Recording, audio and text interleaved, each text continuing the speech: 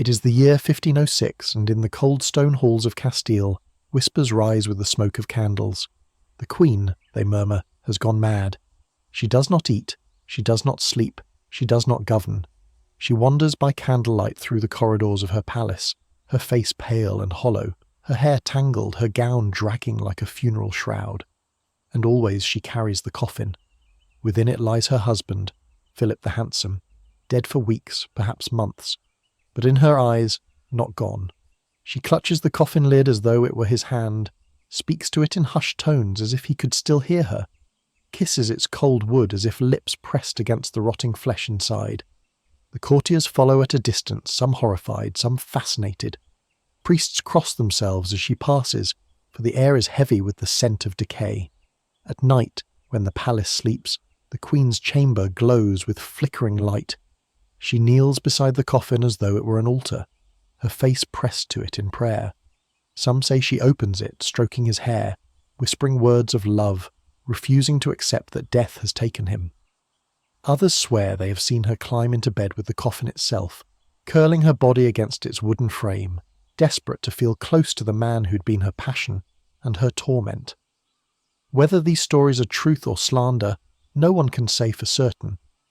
But the whispers spread like fire through the halls. The Queen of Castile is no longer a queen, she is a widow possessed, a bride of death. Her name is Joanna, daughter of the mighty Ferdinand of Aragon and Isabella of Castile, the monarchs who united Spain and sent Columbus across the ocean. Born to greatness, destined for a crown, she now walks the shadows as a figure of horror and pity. Chroniclers call her mad, courtiers call her cursed, commoners, who hear the tale second-hand, call her La Loca, the madwoman. And yet when one watches her, moving through the corridors with the coffin of her husband, one sees not madness but devotion, so fierce it has turned to obsession. Love that refuses to yield to death. Love that has curdled into something macabre, something that unnerves even the priests who guard her. Her story does not begin with the coffin. It begins with her bloodline, with the weight of her parents' legacy, with the duty that bound her from the moment she first cried in the halls of Castile. But here, in the candlelit silence of her vigil, is where the legend truly takes root. For history rarely remembers queens for the treaties they signed or the policies they enacted. It remembers them for the scandals, the whispers, the stories that refuse to die. And Joanna's story is this: the queen who slept with a corpse, who loved her husband beyond reason, who clung to his decaying body long after the world told her to let go. To understand the power of this legend, one must imagine the sight itself. Picture a queen in the dead of night, the torches burning low, the air thick with the scent of wax and rot. She moves slowly, deliberately, her fingers tracing the edges of the coffin. Her gown whispers against the stones, and her eyes, wide and hollow, fix on the box that contains all that she loves. Around her, servants weep silently, unsure if they are in the presence of madness or a miracle of devotion. Some whisper that she has been enchanted, bewitched by sorcery. Others whisper that she has herself become a witch, consorting with the dead, defying the will of God, and yet none dare take the coffin from her hands. When Philip the Handsome died suddenly, likely of typhoid fever, Joanna refused to believe it. He had been young, vigorous, beautiful, admired by all who looked upon him. He had been unfaithful, cruel, and manipulative, but he had also been the centre of her world. His sudden death shattered her reason. In a moment where any widow might collapse in grief, Joanna clung instead to denial. She would not bury him. She would not let the earth consume his beauty. She would not allow him to be taken from her, not even by God. And so she ordered that his coffin remain near her always. From that moment, her legend began to write itself. Wherever Joanna travelled, the coffin followed. When she left one palace for another, it was loaded onto carts and escorted like a royal guest. At night, she demanded it be placed in her chambers beside her bed. Priests begged her to allow burial, but she refused. She insisted that his body remain uncorrupted, that he was not truly gone, that he might yet rise again. Some claim that she opened the coffin and kissed his lifeless face. Others said she locked it tightly, swearing no woman's eyes but hers would ever look upon him again. It is here, in these nights of grief and obsession, that her image as the coffin bride took root. She was not the first queen to mourn, but she was the first whose mourning became a grotesque ritual. Chroniclers, eager for sensation, embellished every detail. They wrote that she refused to bathe, that she wandered in rags, that she struck women who approached the coffin in fear they might seduce her husband even in death. They wrote that she travelled only by night with the coffin, claiming she feared the eyes of living women would corrupt her love. Whether true or exaggerated, these tales hardened into the legend that survives to this day. To her people, Joanna became a figure of pity and horror. They remembered her as a queen who had everything: beauty, bloodline, power, and lost it to love so fierce it rotted into madness. To her children she became a shadow, the mother who could not rule, the mother locked away with her coffin. To history she became La Loca, the mad queen, the woman who slept with a corpse. And yet, within the horror, there lies something strangely human. For who among us has not wished to hold on to the dead? Who has not longed for one more moment, one more kiss, one more night with the ones we love? Joanna's devotion, though twisted and unnatural, speaks to something universal.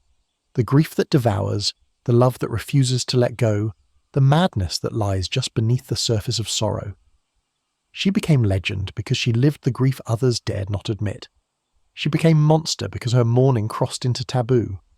As the years went on, the story would grow darker. She would be confined, her coffin locked away with her, her name stripped from power, her image reduced to a cautionary tale. But here, in the candlelit halls of 1506, her legend was born. A young queen, broken by grief, refusing to bury her husband, carrying his coffin from palace to palace, whispering to him in the dark. It was a love story, and it was a horror story. It was devotion, and it was madness. It was history, and it was myth. And so the chronicles named her the queen who slept with a corpse, the coffin bride, Joanna la Loca, and from that night onward, she would never again be remembered simply as a queen of Spain. She would be remembered as the queen of death. Before she was the queen who wandered with a coffin, before she was whispered of as La Loca, Joanna of Castile was simply a child of destiny, born not into a home but into a dynasty, into a world where every breath was measured by the weight of crowns, and every tear was judged by the eyes of history. From the moment she first opened her eyes in the fortress palace of Toledo on November the 6th, 1479, she belonged not to herself, but to Spain, to her family, and to the ambitions of kings and queens who saw children as tools for empire. Her parents were no ordinary monarchs. They were Ferdinand of Aragon and Isabella of Castile, the Catholic monarchs, the pair who forged Spain into a single kingdom with fire, blood, and faith. They were the rulers who crushed the last Muslim kingdom of Granada, the sovereigns who financed the voyages of Christopher Columbus, the monarchs who began Spain's rise into a world empire. To be born their daughter was to inherit a destiny already written in the stars, a destiny heavy with duty, religion, and politics. From infancy, Joanna lived under the shadow of expectation. She was an infanta, a princess of Spain, and that meant her life was not her own. Every lesson she learned, every prayer she spoke, every gesture she made was shaped by tutors and priests who drilled into her the values her parents demanded: piety, obedience, chastity, and devotion to God above all things. Isabella, her mother, was stern, devout, and formidable, a woman whose faith burned like a torch, a queen who expected her daughters to embody the virtues of Christian womanhood. Joanna, like her sisters, was raised with iron discipline. No frivolity, no indulgence, no softness. Even as a little girl, she was expected to behave like a queen in training. But beneath the discipline, there was brilliance. Contemporary accounts describe Joanna as strikingly intelligent, more gifted than many of her siblings. She learned languages with ease, Latin, French, and her native Castilian. She absorbed philosophy, theology, and law. By the age of 13, she could argue theological points with her confessors. Some said she was her mother's sharpest child, more intellectually gifted even than her brothers. Yet that brilliance was not celebrated but feared. For in women, intelligence was often read as danger. Isabella wanted pious daughters, not philosophers. From the beginning, Joanna's restless mind set her apart, and alongside intelligence came intensity. Chroniclers later described Joanna as prone to melancholy, deeply sensitive and fiercely passionate. She felt everything with a fire that could not be contained. Where her sister Catherine, the future Queen of England, learned to mask her emotions behind a curtain of calm diplomacy, Joanna struggled to conceal her storms. She was not cold, but consuming. Love, sorrow, jealousy. All these emotions struck her with overwhelming force. As a child, this made her unpredictable. As a woman, it would become her undoing. Isabella and Ferdinand, for all their greatness, did not raise Joanna for love or self-discovery. They raised her as a pawn of empire. Every daughter was a bargaining chip, a tool to secure alliances across Europe. Her elder sister Isabella was married into Portugal, her younger sister Catherine would be sent to England, and Joanna herself was promised to the Habsburgs, the rising power of Burgundy and Austria. These alliances were carefully calculated, designed to surround France with Spanish influence and secure Spain's place at the heart of Christendom. From the time she was a girl, Joanna's marriage was already spoken of in treaties. She would be sent far from Spain, her body used to bear heirs for a foreign dynasty, her heart irrelevant to the bargain. Yet even as a child, Joanna revealed a dangerous streak she questioned.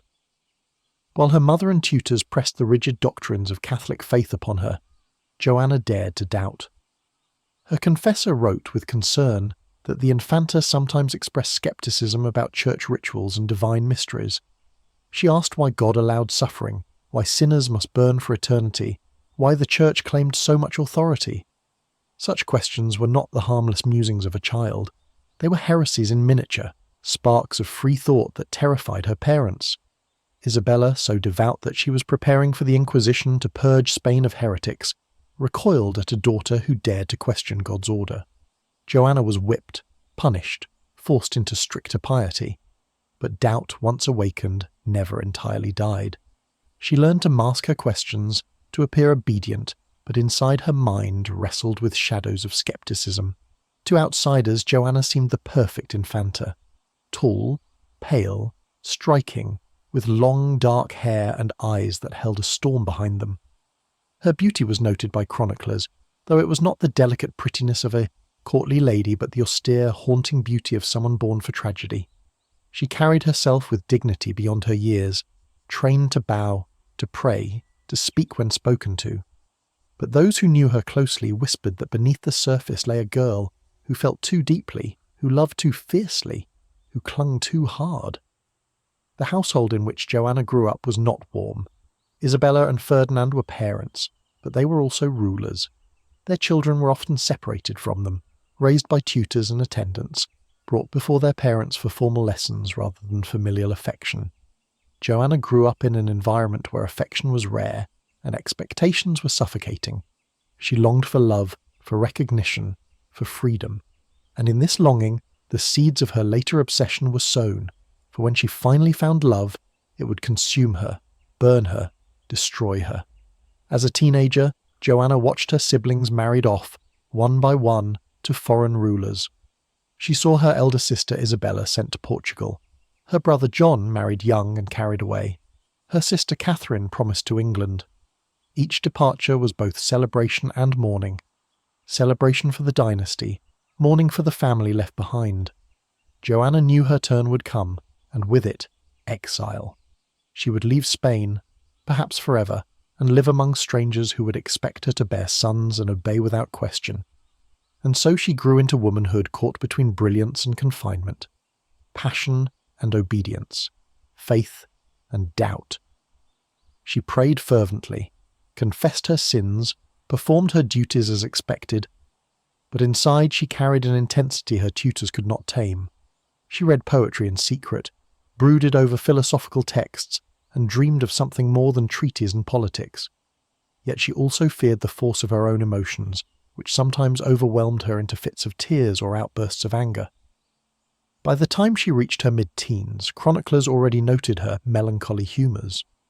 In the medical theory of the time, dominated by the balance of humours, melancholy was linked to black bile, a predisposition to sadness, obsession, and instability.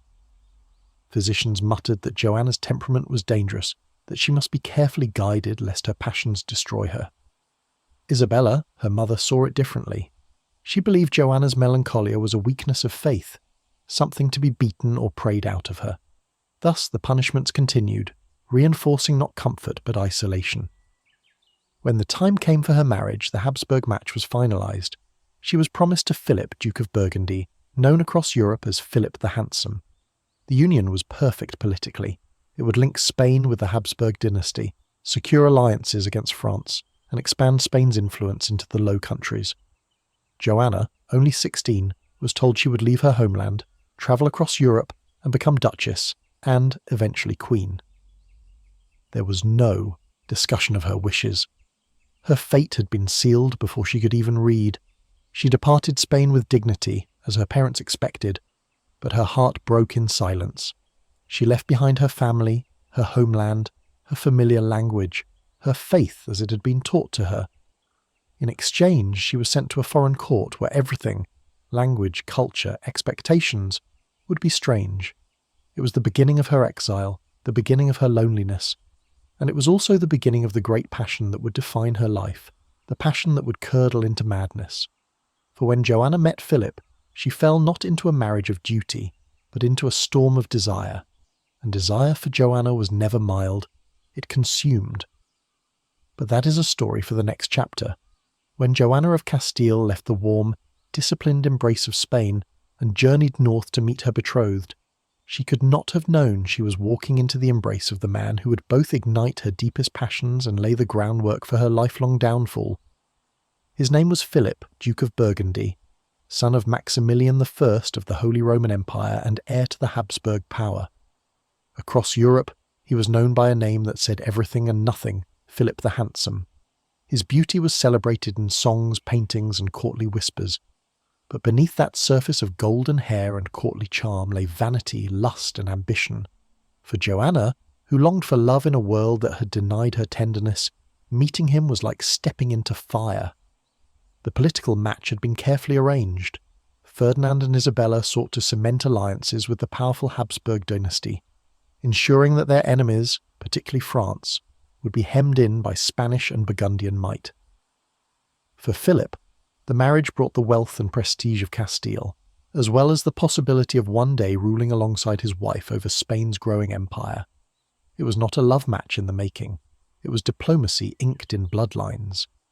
Yet destiny sometimes takes what is cold and political and twists it into something uncontrollable, something human and volatile.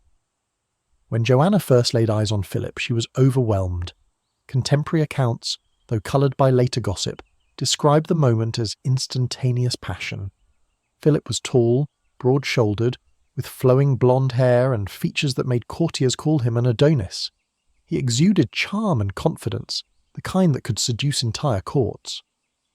For Joanna, raised in Spain's strict Catholic piety, his presence was intoxicating.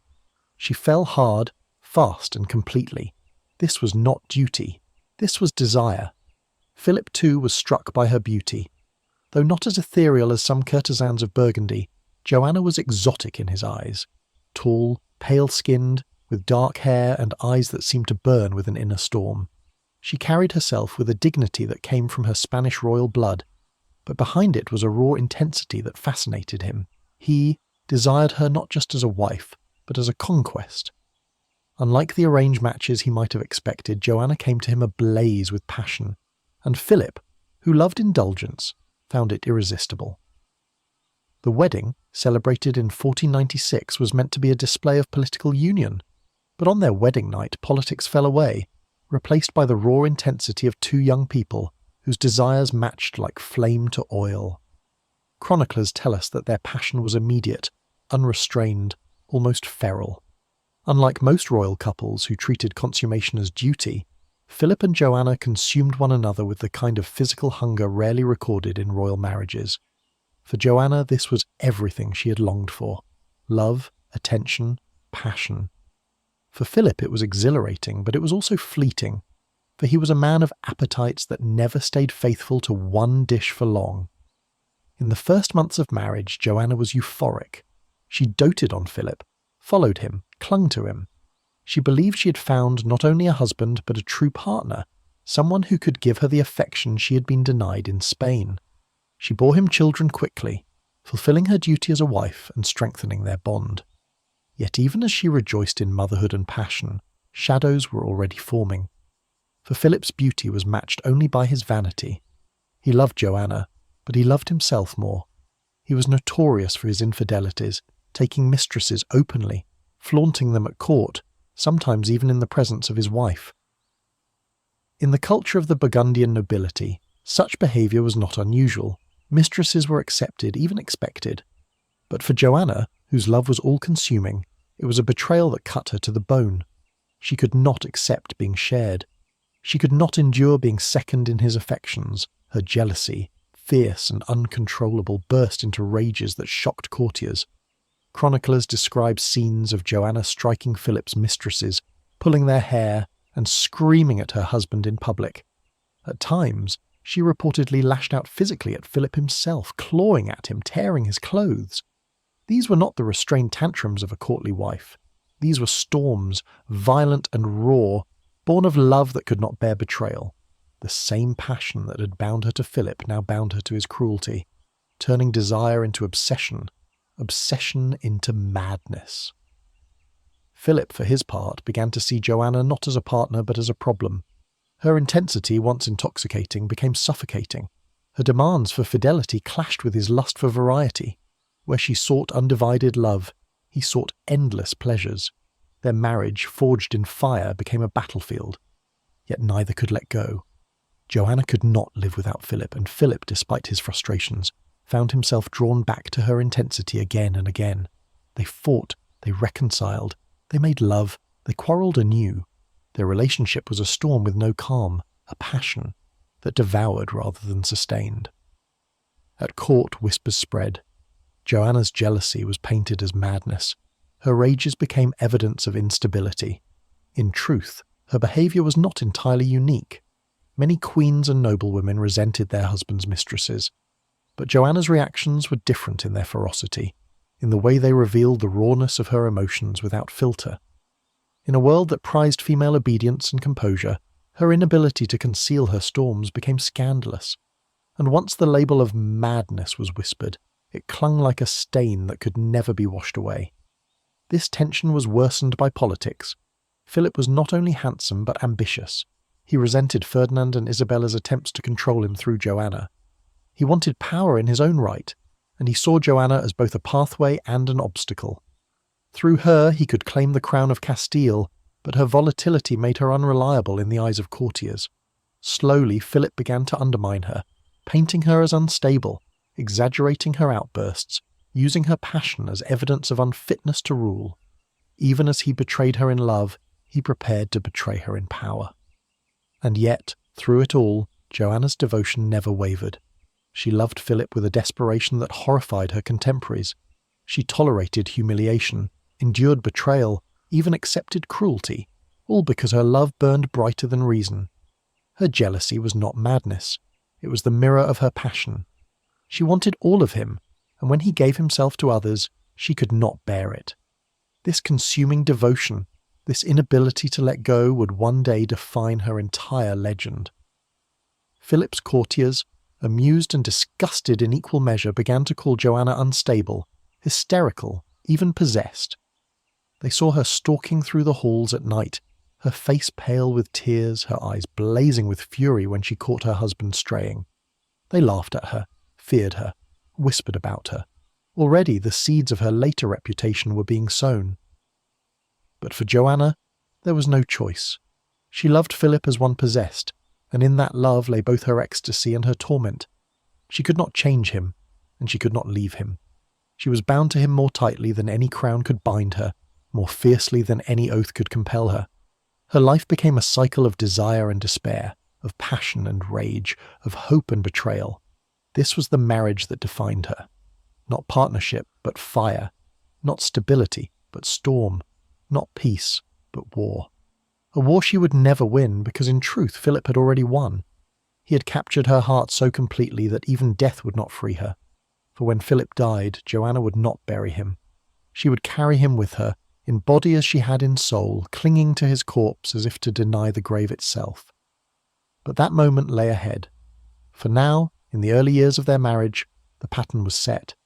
She was the wife who loved too much, and he was the husband who loved too little. She was the queen whose passion would one day be called madness, and he was the prince whose beauty would destroy her. He was Philip the handsome, but to Joanna he would become Philip the lie. The man who promised love gave betrayal and left her with nothing but a coffin. The court of Burgundy was nothing like the one Joanna had left behind in Spain. Where Castile was austere, devout, and bound tightly by the iron piety of her mother Isabella, Burgundy was indulgent, worldly, and overflowing with excess. Here banquets lasted for hours, overflowing with meats, wines, and entertainments. Courtiers wore silks in blazing colours, their jewels glittering under torchlight. Music and flirtation filled the chambers, and mistresses moved almost as freely as wives. For Joanna, raised under the shadow of the Catholic monarchs, it was like stepping into another world, dazzling, alien, and hostile. At first she tried to adapt. She was no stranger to duty. She knew her role was to charm, to bear children, and to secure her place as Philip's consort. But she quickly discovered that in Burgundy she was not viewed as a queen in her own right, but as a foreigner, a Spanish interloper in a court that prized its own culture above all else. The courtiers whispered about her Spanish manners, her reserved nature, her dark beauty. Where they saw Philip as a golden god, they saw Joanna as a shadow clinging to his light. The language barrier only deepened her isolation. Though she had studied French and Latin, her Castilian accent marked her as different, her speech sometimes stumbling in the rapid conversations of the court. She could command in Spain, but here she was mocked, her words twisted into caricature. Even her clothing set her apart. Darker, more restrained, more severe compared to the flamboyant fashion of Burgundy. Though she tried to adjust to wear the brighter fabrics, to smile when she felt no joy, she was always marked as foreign. Philip in these early years did little to shield her from the cruelty. He loved her passionately in private, but in public he basked in the adoration of his courtiers. He was their golden prince, their handsome duke, and he thrived in their flattery. Joanna was left to endure the whispers alone, her pride wounded, her heart bruised. The more she tried to cling to Philip, the more the court resented her, and Philip increasingly grew impatient with her intensity. The Burgundian court was a world of performance, of masks and intrigues, where power was wielded through charm as much as through armies. Mistresses were not just indulgences, but instruments of politics. Philip's dalliances, therefore, were not mere betrayals of love, but public humiliations, and Joanna knew it. Each time she caught wind of another woman, her fury ignited. She confronted him, sometimes in private, sometimes in full view of courtiers who delighted in watching their duchess unravel. Her jealousy became entertainment, her pain a spectacle. The courtiers gave her a name, Loca, mad.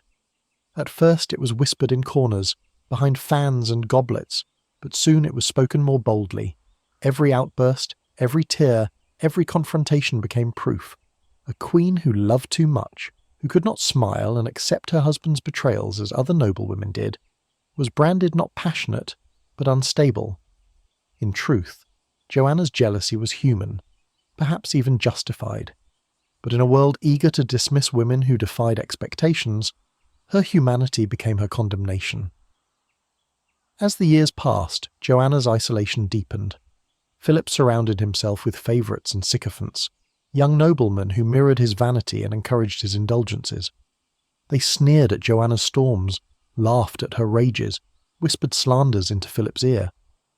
They painted her not as a devoted wife, but as an obstacle, a woman unfit for her role, a danger to his ambitions. Their voices, combined with Joanna's visible outbursts, began to shift Philip's perception. Where once he'd been captivated by her intensity, now he saw only the inconvenience of her love. Yet despite this growing gulf, Joanna continued to bear him children. She gave birth to 6 in total, among them Charles, the future Charles V, ruler of an empire so vast it would be said the sun never set upon it. With each child, Joanna fulfilled her dynastic duty, but with each birth she also grew weaker, more exhausted, more fragile. And while she laboured to bring heirs into the world, Philip wandered freely into the arms of other women. It was a cruel paradox. The very love and loyalty she poured into him, through her children, only freed him further to indulge his betrayals. The court grew crueler still. Her outbursts, her tears, her desperation for Philip's love became tools used against her. Chroniclers began to record her actions with malicious delight, ensuring that her reputation would survive in ink as well as in whispers. They described her as wild-eyed, irrational, uncontrollable. They spoke of her wandering halls in disarray, her hair loose, her clothing torn in rage. They exaggerated perhaps, but the seed was planted. To history, Joanna would not be remembered as a queen in waiting, but as a woman unravelling. What made her situation more tragic was that Joanna herself was intelligent, capable, and in many ways well prepared to rule. She had inherited her mother's keen mind and had been educated in theology, law, and politics.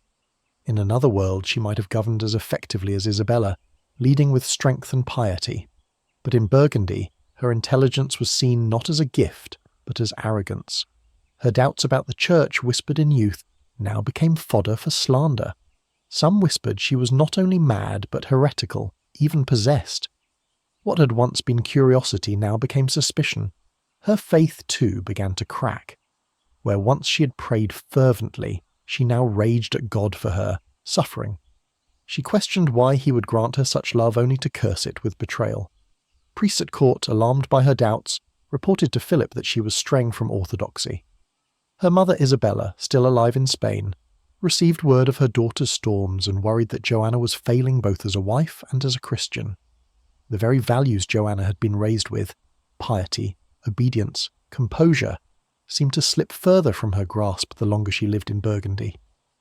And yet, through all this turmoil, Joanna clung desperately to her role as Philip's wife. She followed him on his travels, insisted on his company, demanded his fidelity. Her love was not a calm flame, but a roaring fire, one that consumed her even as it frightened those around her. Philip, increasingly frustrated, began to consider her less an asset and more a liability. He saw her passion not as devotion, but as madness, and in time he would exploit this perception to advance his own ambitions. The years in Burgundy hardened Joanna's legend. She was no longer simply a foreign princess learning her place. She became, in the eyes of many, a queen in waiting, whose crown would forever be tainted by whispers of instability. Her role was no longer simply dynastic, it was theatrical. She had become a symbol, a cautionary tale, an object of fascination. Courtiers watched her closely, noting every gesture, every word, every tear. They recorded her storms not out of concern but out of delight, knowing they were witnessing the birth of a legend. But for Joanna herself, there was no sense of legend, no awareness of the story that would one day outlive her. There was only pain, longing and love twisted into chains. She was a woman caught between two worlds, the austere Spain of her childhood and the decadent Burgundy of her marriage, and in neither world did she belong. She was too devout for one, too passionate for the other. She was too human for a court that demanded masks, too fierce for a world that demanded silence. And so she waited. Waited for Philip's love to return, waited for her place to be secured, waited for the crown that had been promised to her by birthright. But with every passing year the waiting grew heavier, the crown more distant, and the whispers louder. She was not yet queen, but she was already La Loca in the eyes of those who surrounded her. And as she stood at the edge of destiny, she did not know that soon the storm would break, and the death of Philip would shatter her waiting forever. The story of Joanna of Castile and Philip the Handsome was not one of balance. It was not the tempered companionship of two rulers who found harmony in shared duty. It was fire meeting fire, desire meeting vanity, passion colliding with betrayal. For a time it burned brilliantly, but brilliance soon gave way to destruction. To the courtiers who watched from the edges of their glittering halls, the marriage was not a union but a spectacle, the consuming devotion of a queen pitted against the insatiable appetites of a duke.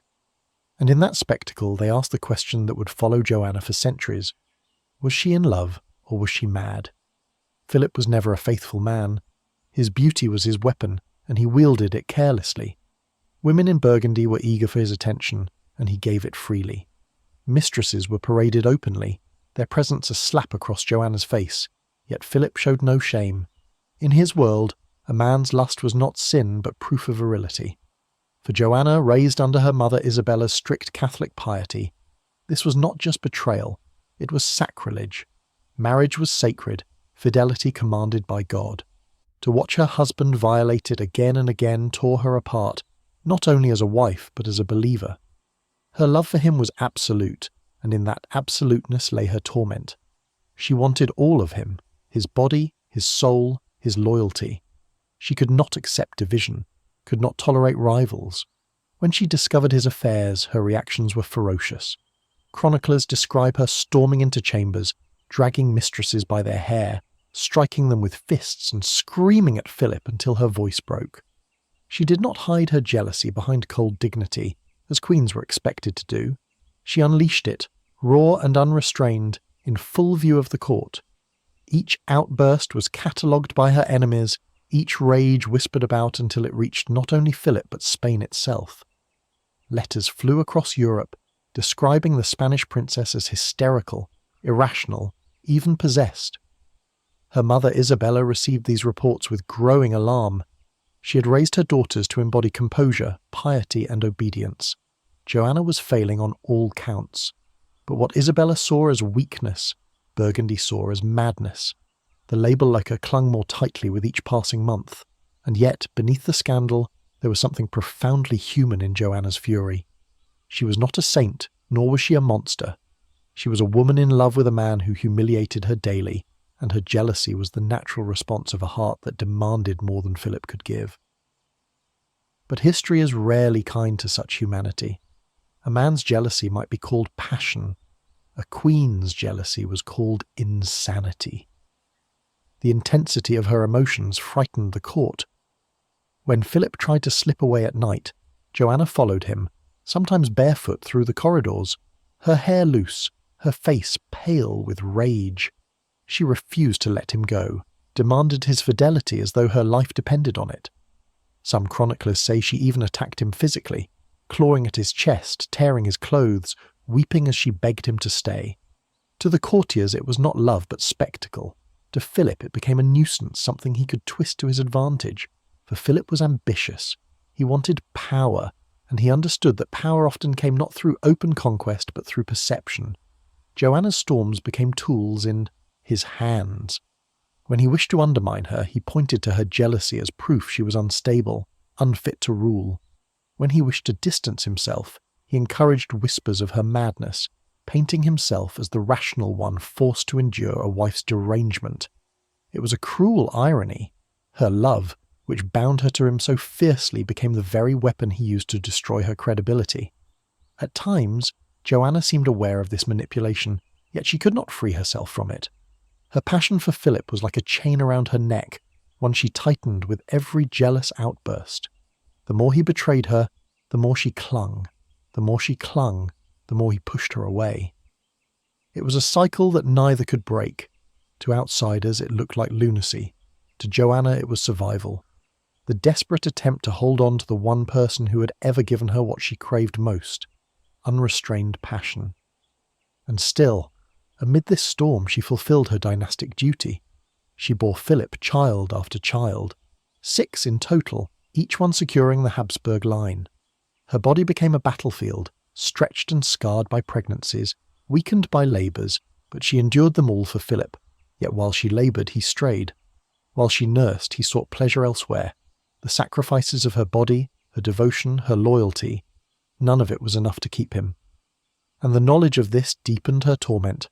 It was during these years that the court truly began to frame Joanna as dangerous. Stories spread of her locking herself in rooms with Philip, refusing to let him leave, weeping and raging in equal measure. One account claimed she would sit at his feet, begging him not to betray her again, clinging to his legs until he shook her off. Another tells of her carrying knives, threatening women who dared to look at her husband. Each tale, whether truth or exaggeration, painted her as less queen, more madwoman, and each tale hardened into legend. Yet there were also moments of tenderness, moments when the storm calmed and the love between them shone through. Philip, for all his cruelty, did return to her bed again and again. Their passion was real, even if it was poisoned by betrayal. They laughed together at times, rejoiced in their children, shared the kind of intimacy that no courtly observer could fully understand. It was these moments that made Joanna's jealousy so fierce, for she knew what they had when he was truly hers, and she could not bear to lose it. Still, the question remained, was this love, or was it madness? To her enemies, there was no question. Madness was easier to accept than a queen who loved too much. But to us centuries later, the answer is less clear. Joanna was not irrational in her jealousy. Philip was unfaithful, cruel, and manipulative. Her reactions were extreme, yes, but they were responses to real betrayals. Madness is often defined as detachment from reality. Joanna, however, was all too aware of reality, and it was that reality that broke her. The tragic irony is that her love, which could have been her strength, was twisted into her greatest weakness by those around her. Philip used it to undermine her. The court used it to mock her. Historians used it to define her. And in time, it would become the justification for stripping her of power, for confining her, for reducing her to a legend of insanity. In these years, long before Philip's death, the pattern of Joanna's life was already written. She would always love too much, and he would never love enough. She would always cling, and he would always stray. She would always rage, and he would always exploit it. It was a dance of destruction, and it led not to happiness, but to ruin. By the time Joanna's storms reached the ears of her mother Isabella, even the Queen of Castile began to despair. Isabella had hoped her daughter would govern with strength and piety, but instead she heard tales of a woman consumed by passion, unable to control herself, mocked by her husband's court. To Isabella it was a failure of faith.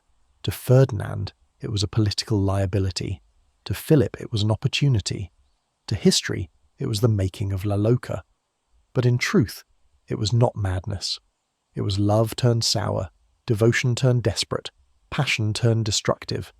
It was the story of a woman who gave herself completely to a man who could never be satisfied, and in giving herself lost everything. The courtiers laughed, the chroniclers judged, and the whispers grew. But Joanna did not care. She loved Philip, and she would love him until death, and even beyond. For when death finally came, her love would not die with him. It would follow his body into the grave, into the coffin, into the long nights where she would cling to him still. And that, perhaps, is the ultimate tragedy of Joanna of Castile. She was not mad. She was simply a woman who loved beyond reason, in a world that called such love insanity. Death comes suddenly, even to the young and beautiful. In September of 1506, Philip the Handsome, not yet 30, stood at the height of his charm, his vigour, and his ambition. He had schemed, seduced, and fought his way into greater power, riding the wave of his wife's inheritance toward a throne that would soon place Castile within his grasp. He was adored by courtiers, feared by rivals, and lusted after by women across Europe, and then, without warning, he collapsed. The cause has never been entirely certain. Contemporary accounts suggest typhoid fever, others poison. Some whispered that Ferdinand, Joanna's father, or the nobles of Castile might have sought to rid themselves of a man they saw as arrogant and dangerous. Yet whether illness or intrigue, the result was the same. Philip fell ill, his golden body racked with fever, his face slick with sweat. Within days, the vigour that had once dazzled all who looked upon him was gone. He lingered briefly, then died, leaving behind a wife whose world shattered with his final breath. For Joanna, the moment of his death was not simply the loss of a husband. It was the loss of the anchor around which her entire existence revolved. Love, jealousy, obsession, passion. All the emotions that had consumed her for a decade suddenly had no living target. He was gone, and with him went the fragile balance that had held her together. Where others might have wept and buried their grief in prayer, Joanna could not. She refused. She would not accept death. The chronicles say that when Philip's body was laid before her, Joanna threw herself upon it, screaming, clutching at his cold hands, kissing his lifeless lips. Courtiers tried to pull her away, but she clung like iron. She wailed, demanded he not be taken, demanded he not be buried. "He is not dead," she is said to have whispered. "He cannot be dead." To her, burial was betrayal, a concession that love could end. She would not permit it. And so the coffin was sealed, not to be lowered into the earth, but to remain beside her, night after night. The people of Castile watched in astonishment as their queen descended into mourning, that was not mourning at all but possession. She ordered that Philip's coffin be kept near her always. It was carried into her chambers, placed beside her bed. Servants whispered that she opened it at times, stroking his hair, kissing his face, refusing to let his body be forgotten. Others said she ordered that no woman be allowed to come near the coffin, for even in death she feared rivals might steal him from her. Whether all of these accounts are true or embroidered by chroniclers, one thing is certain. Joanna did not let him go. Her grief quickly became spectacle. Wherever she travelled, the coffin travelled with her. She demanded it be brought into chapels for mass, placed before her as if her husband were still attending. She refused burial, claiming it was not yet time that God would preserve him, that his beauty must not be surrendered to the earth. At night, she lit candles around the coffin, kneeling before it, whispering words no one else could hear. Priests begged her to release him to the ground, but she would not. She slept beside the coffin, curled against it as though it were still his body, her devotion transforming into the macabre. News of her behaviour spread swiftly across Europe. Ambassadors wrote to their kings in disbelief, reporting that the Queen of Castile carried her husband's coffin with her as though it were a living man. Chroniclers seized upon the story, embellishing it until fact and legend blurred. They wrote that she kissed the corpse, that she dressed it in finery, that she spoke to it as if he replied. The image was irresistible, a queen so consumed by love that she could not part from her husband even in death. To some, it was tragic romance. To others, it was madness. To all, it was unforgettable. In truth, her grief was complicated by politics. Joanna had inherited Castile after her mother, Isabella's death in 1504, but as a woman and as a wife, her claim was never uncontested. Philip, eager to rule, had already tried to push her aside, declaring himself king. Now that he was gone, Castile's nobles looked to her father Ferdinand for stability. Joanna, with her coffin and her obsessions, seemed unfit to rule. The whispers of madness that had followed her in Burgundy now roared in Castile. Her grief was not merely personal, it became the justification for stripping her of power. And yet, when one peers closely, her grief seems less like lunacy and more like resistance. In a world where queens were pawns, where marriages were arranged, where women's bodies were used and discarded, Joanna had found in Philip something she could claim as her own. Passion, however destructive, that had been hers. To let go of him, to bury him, was to surrender the one thing that had defined her life. In clinging to his corpse, she clung to her own identity. Love had been her prison, but it was also her only truth. The scenes of her grief shocked even those closest to her. On one journey through the countryside, she ordered that the coffin be opened to prove to her subjects that her husband still lay within, untouched by corruption. Chroniclers claim that the body, though already weeks dead, was remarkably preserved, fueling rumours that he might rise again. Others suggest this was mere legend, designed to heighten the drama of her story.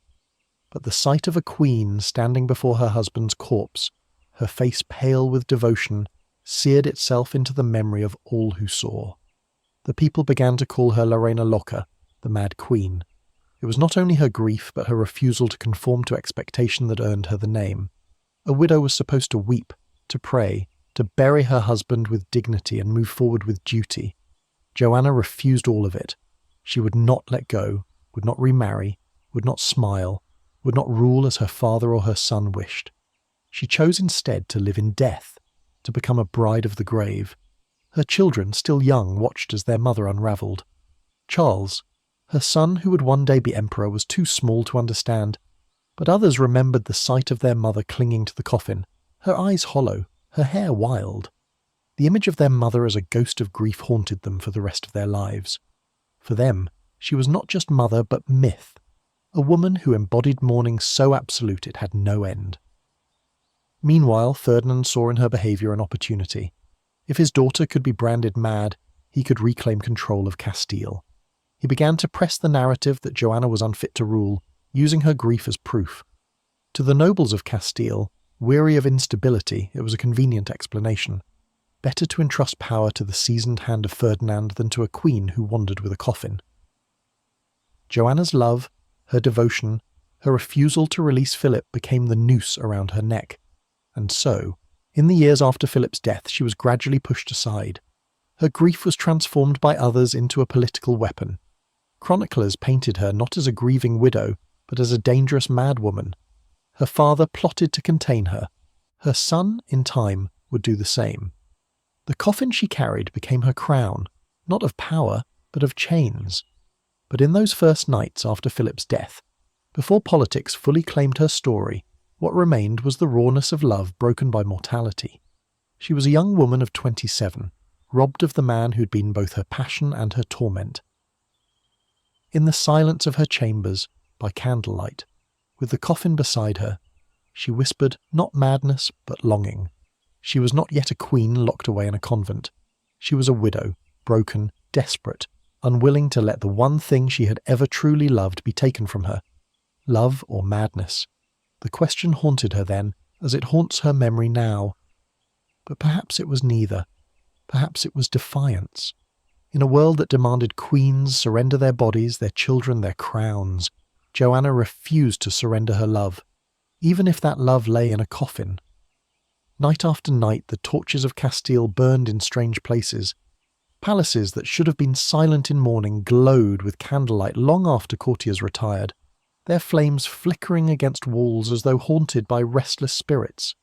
Within, a woman moved like a shadow, her gown dragging across stone floors, her face pale in the glow. She was the queen, yet she carried no crown. Instead, she carried a coffin. Philip the Handsome's body, sealed in a wooden box lined with velvet, should have been lowered into consecrated earth weeks after his death. It should have been laid beneath stone with prayers and incense, his soul commended to God, his beauty surrendered to dust. But Joanna, his widow, would not allow it. To her, burial was abandonment. To her, the grave was theft. She would not consign him to darkness where she could not follow. Instead, she ordered the coffin remain by her side day after day, night after night. Wherever she went, it went. Wherever she slept, it lay near. In the eyes of the world, she was no longer a Queen of Castile, but a bride of the dead, the corpse bride. The vigil began simply, with prayers. Joanna, raised in the iron faith of her mother Isabella, knelt by the coffin as though it were an altar. She recited psalms, whispered Ave Mercus, begged the Virgin to intercede. She prayed for Philip's soul, but more than that she prayed for his return. In her grief she convinced herself he might yet live, that God might perform a miracle. Some chroniclers wrote that she refused to believe he was truly dead at all, that she insisted the coffin remain sealed not to protect the corpse, but to preserve the illusion that he was only sleeping. Whether true or not, the coffin became both her idol and her prison. Her devotion deepened with each passing night. Servants swore she would not sleep apart from the coffin, that she demanded it be placed beside her bed. Some whispered she lay atop it, pressing her body against the wood as though to feel him once more. Others claimed she unlocked it, opening the coffin to gaze upon his face, to stroke his hair, to kiss his lips even as they stiffened in death. Chroniclers, eager for scandal, embellished these rumours until fact and legend blurred. Did she truly embrace his corpse, or was this only the invention of enemies eager to brand her insane? History does not answer, but the legend clings like smoke. The court was horrified. Nobles whispered prayers as they passed her chambers, terrified by the scent of rot that began to seep through the velvet lining. Priests begged her to allow burial, warning her that keeping a corpse so long was unholy, dangerous, even blasphemous. Joanna ignored them all. Her love was stronger than their counsel, her devotion stronger than their disgust. To her the coffin was not death but defiance, a refusal to let go, a refusal to submit to the world that had always demanded her obedience. Her vigil did not remain confined to palaces. When she travelled, the coffin travelled too. On journeys across Castile, she ordered it loaded onto carriages guarded by soldiers as though her husband were still alive. At inns, the coffin was brought inside and placed beside her. On one infamous night, it is said that she refused to allow the coffin to be brought into a convent, fearing that nuns might gaze upon Philip's beauty and desire him even in death. Instead, she ordered it kept outside, under watch, while she prayed beside it through the dark hours. This story, repeated endlessly by chroniclers, became proof in the eyes of many that she was no longer in touch with reason. Who but a mad woman would guard a coffin from nuns? Yet beneath the absurdity lies the truth of Joanna's obsession. Her love was possessive, consuming, unwilling to share even a corpse. Her children, still young, were caught in the shadows of her grief. They saw their mother less as a queen than as a mourner chained to death. Charles, her eldest son, would one day inherit an empire, yet his memories of childhood were stained with the sight of his mother kneeling before a coffin, her hair loose, her lips pressed against wood. To him, she was both mother and ghost, present yet absent, alive yet entombed. Politically, her vigil was disastrous. Castile, weary and unstable, needed a ruler, not a widow consumed by obsession. Ferdinand, her father, seized the opportunity. He spread the narrative that Joanna was unfit, pointing to her refusal to bury Philip as proof of madness. The nobles, uneasy with a queen who wandered with a corpse, agreed. Step by step, power was stripped from her hands, placed instead in those of her father, and later, her son. Her love, which had once defined her, now destroyed her. But for Joanna, none of this mattered. She did not care for thrones or councils. She did not care for treaties or power. All that mattered was the coffin. In a life where she had been denied choice after choice, where her parents had arranged her marriage, where her husband had humiliated her, where courtiers had mocked her, this she could control. She could refuse burial. She could cling to the body. She could choose for once to love as she wished, even if that love horrified the world. The vigil became not only her act of devotion but her identity. She was no longer Joanna of Castile, daughter of Ferdinand and Isabella. She was no longer Philip's consort. She was the woman who slept with a coffin, the queen who would not bury her husband, the corpse bride. In a world that had silenced her, this was her voice. In a world that had bound her, this was her rebellion. And yet, as the years stretched on, her vigil took on a darker hue. Grief hardened into obsession, and obsession into legend. Chroniclers began to write of her as a monster, a witch, even a necromancer. They claimed she spoke to Philip's corpse as if it answered, that she sought potions to preserve his body, that she performed rites by candlelight to summon his spirit. These stories were likely slander, but they reveal how deeply her vigil disturbed those around her. She had crossed a line that few dared even approach, the boundary between love and death. Her image spread beyond Castile. Across Europe, ambassadors carried tales of the queen who slept beside her husband's body. To the French, she was a cautionary tale of Spanish fanaticism. To the English, she was a grotesque curiosity. To the Germans, she was proof of Habsburg corruption. Her vigil, whether true in every detail or not, became a story told and retold, embroidered until it outgrew reality. For Joanna herself, it was never legend. It was necessity. Without the coffin, she was nothing. Without Philip, she was nothing. She had given herself so completely to him in life that in death she could not reclaim herself. She was bound, body and soul, to a man who no longer breathed. The coffin was her chain, and she embraced it willingly. As weeks turned to months, the pressure upon her grew. Priests continued to urge burial, nobles pressed for stability, her father plotted her removal. But she remained steadfast. The coffin stayed. Her vigil continued. She whispered, she prayed, she kissed the wood. She carried her husband's body from palace to palace, from town to town, until her image merged with it completely. In the end, her vigil was not only about Philip, it was about herself. It was about defiance in a world that had denied her autonomy, about clinging to the one thing she had ever truly chosen. It was about love that refused to end, even when the body rotted, even when the world recoiled. It was about the terrifying power of grief when it becomes obsession. And so the legend was sealed. She was no longer merely a grieving widow. She was the corpse bride, the queen who slept. With a coffin, the woman who made death her companion. Her vigil would last not days or weeks, but years, and it would come to define her entirely. To history, she would never be Joanna the Queen. She would always be Joanna the Mad. The roads of Castile had seen kings ride to war, armies march to glory, and pilgrims walk barefoot toward holy shrines. But in the autumn of 1506, and for months after, those roads bore witness to a sight stranger and darker than any crusade or procession of saints. A queen wandered them by night, her torches flickering in the wind, soldiers marching at her side. At the centre of her caravan was not a throne, nor a banner, nor relics of holy men. It was a coffin, Philip the Handsome, Duke of Burgundy and Consort of Castile, had been dead for weeks. Any ordinary widow, even a queen, would have seen his body buried in consecrated ground, commended to the mercy of God, and mourned him with tears and prayer. Joanna, however, refused to let go. She insisted that his coffin remain by her side. When she travelled, it travelled. When she stopped, it was set down in her chambers. When priests begged her to allow burial, she defied them. To her, the coffin was not a box of rotten bones, but the last vessel of her husband, her love, her tormentor, her obsession. The journeys began shortly after his death, when the question of where to bury him became unavoidable. Philip, as Duke of Burgundy, might have been expected to rest in the Low Countries, but Joanna refused to return him to foreign soil. She insisted that he remain in Spain, in Castile, where she could guard him. She chose a destination, Granada, the jewel of her mother's conquest, where Ferdinand and Isabella had built a chapel for their dynasty. Philip, she declared, would be buried there.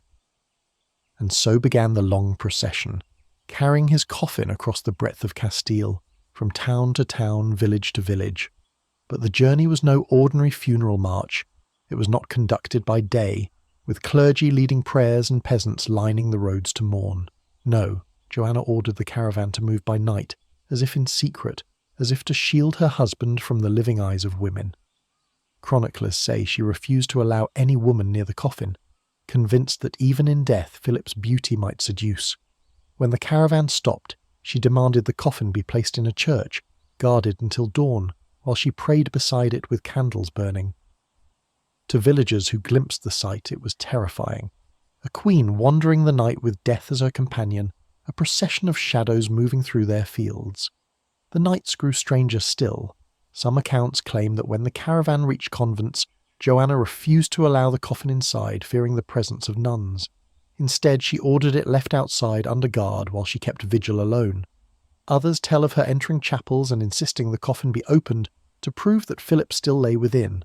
In one chilling story, she demanded that his body be displayed to the clergy, insisting he remained incorrupt, preserved by God. Whether these accounts are truth or exaggeration, they hardened into the legend of a queen who could not let go. The soldiers who accompanied her muttered among themselves. At first they obeyed, carrying the coffin with solemnity, but as the nights dragged into weeks, the horror of their task weighed upon them. The stench of decay seeped through the coffin's velvet lining. Horses shied at the smell.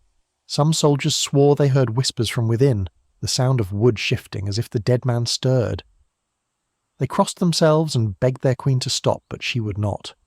To them, she was not only a widow but a ghost herself, marching between life and death, chained to her husband's body. The people of Castile, who watched her strange procession pass, began to call her La Loca more loudly. Rumours spread from village to village, embroidered with every telling. Some swore she had kissed his corpse. Others claimed she slept with the coffin beside her, or even inside her bed. Still others whispered that she practiced necromancy, that her nightly vigils were rituals to summon his spirit. The truth scarcely mattered. The legend was more powerful than fact. To the common folk, she was no longer simply Joanna of Castile.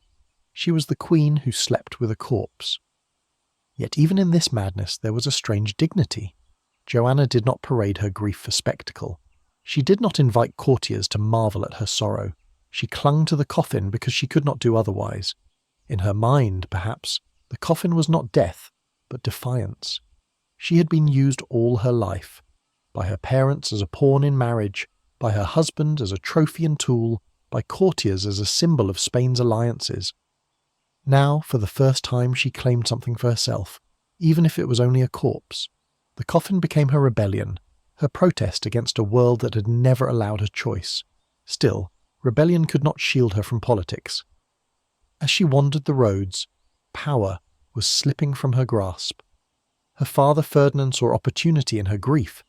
With his daughter branded unfit, he could reclaim Castile for himself, strengthening his control of Spain.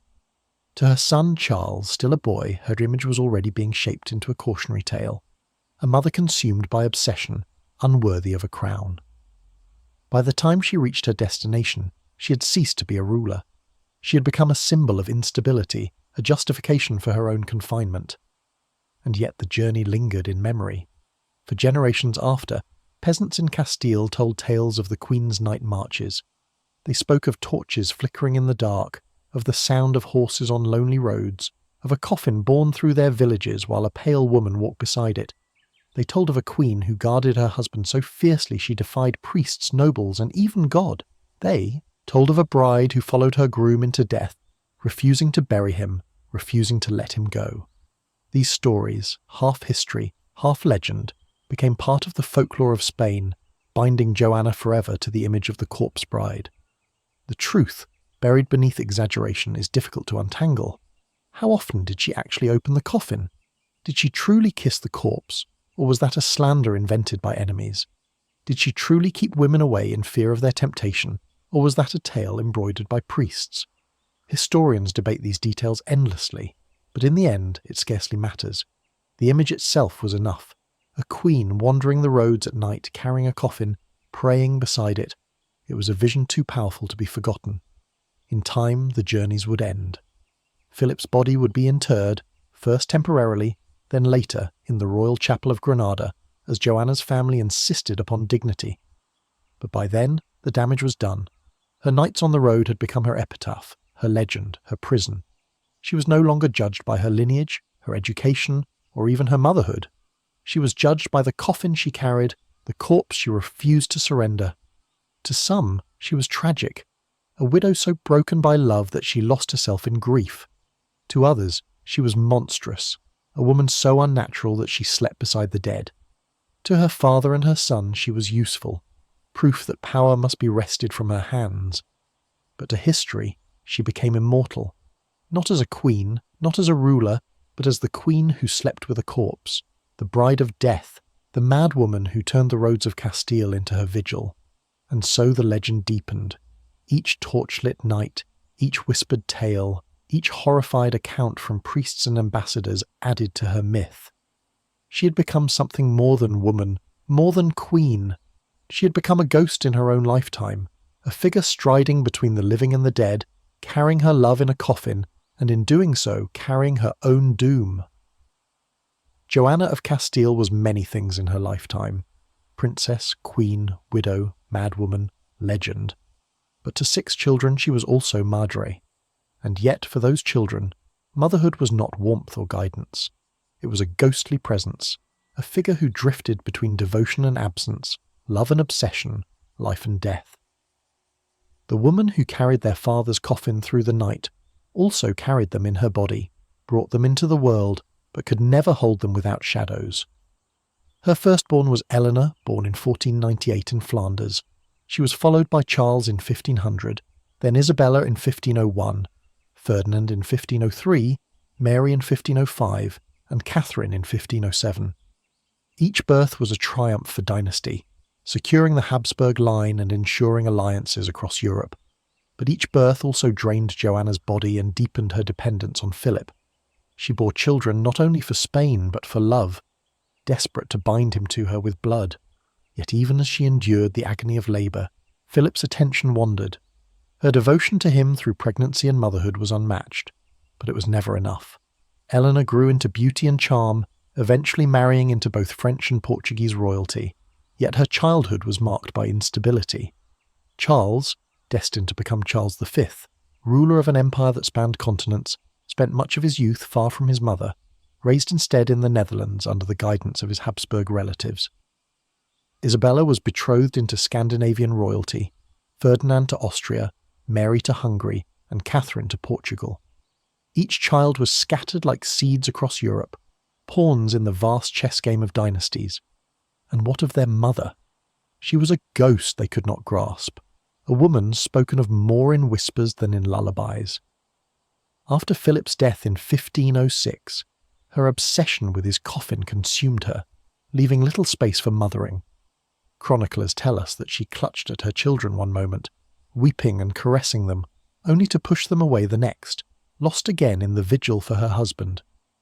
Her chambers, dark with candles and heavy with the scent of death, were no place for the laughter of children. For them, childhood was lived in the absence of their mother, even as she lived and breathed. Charles, the most important of her offspring, became both the inheritor of her crown and the jailer of her body. As a boy, he was sent to the Low Countries, where his grandfather Maximilian and his aunt Margaret of Austria raised him with Habsburg discipline. He grew up brilliant, calculating, ambitious, trained to rule an empire larger than any before. But beneath the armour of duty was the memory of a mother he scarcely knew, except as a tale. The queen who wandered with a coffin, the woman locked away in grief. To Charles, Joanna was not mother, but myth. A story told to explain why power passed to others instead of remaining with her. This absence wounded them all. Eleanor, Isabella, Ferdinand, Mary, Catherine, each carried into adulthood the weight of a mother who was alive yet unreachable.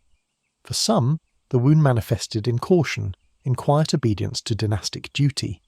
For others, it bred melancholy, the same black bile temperament that had marked Joanna herself.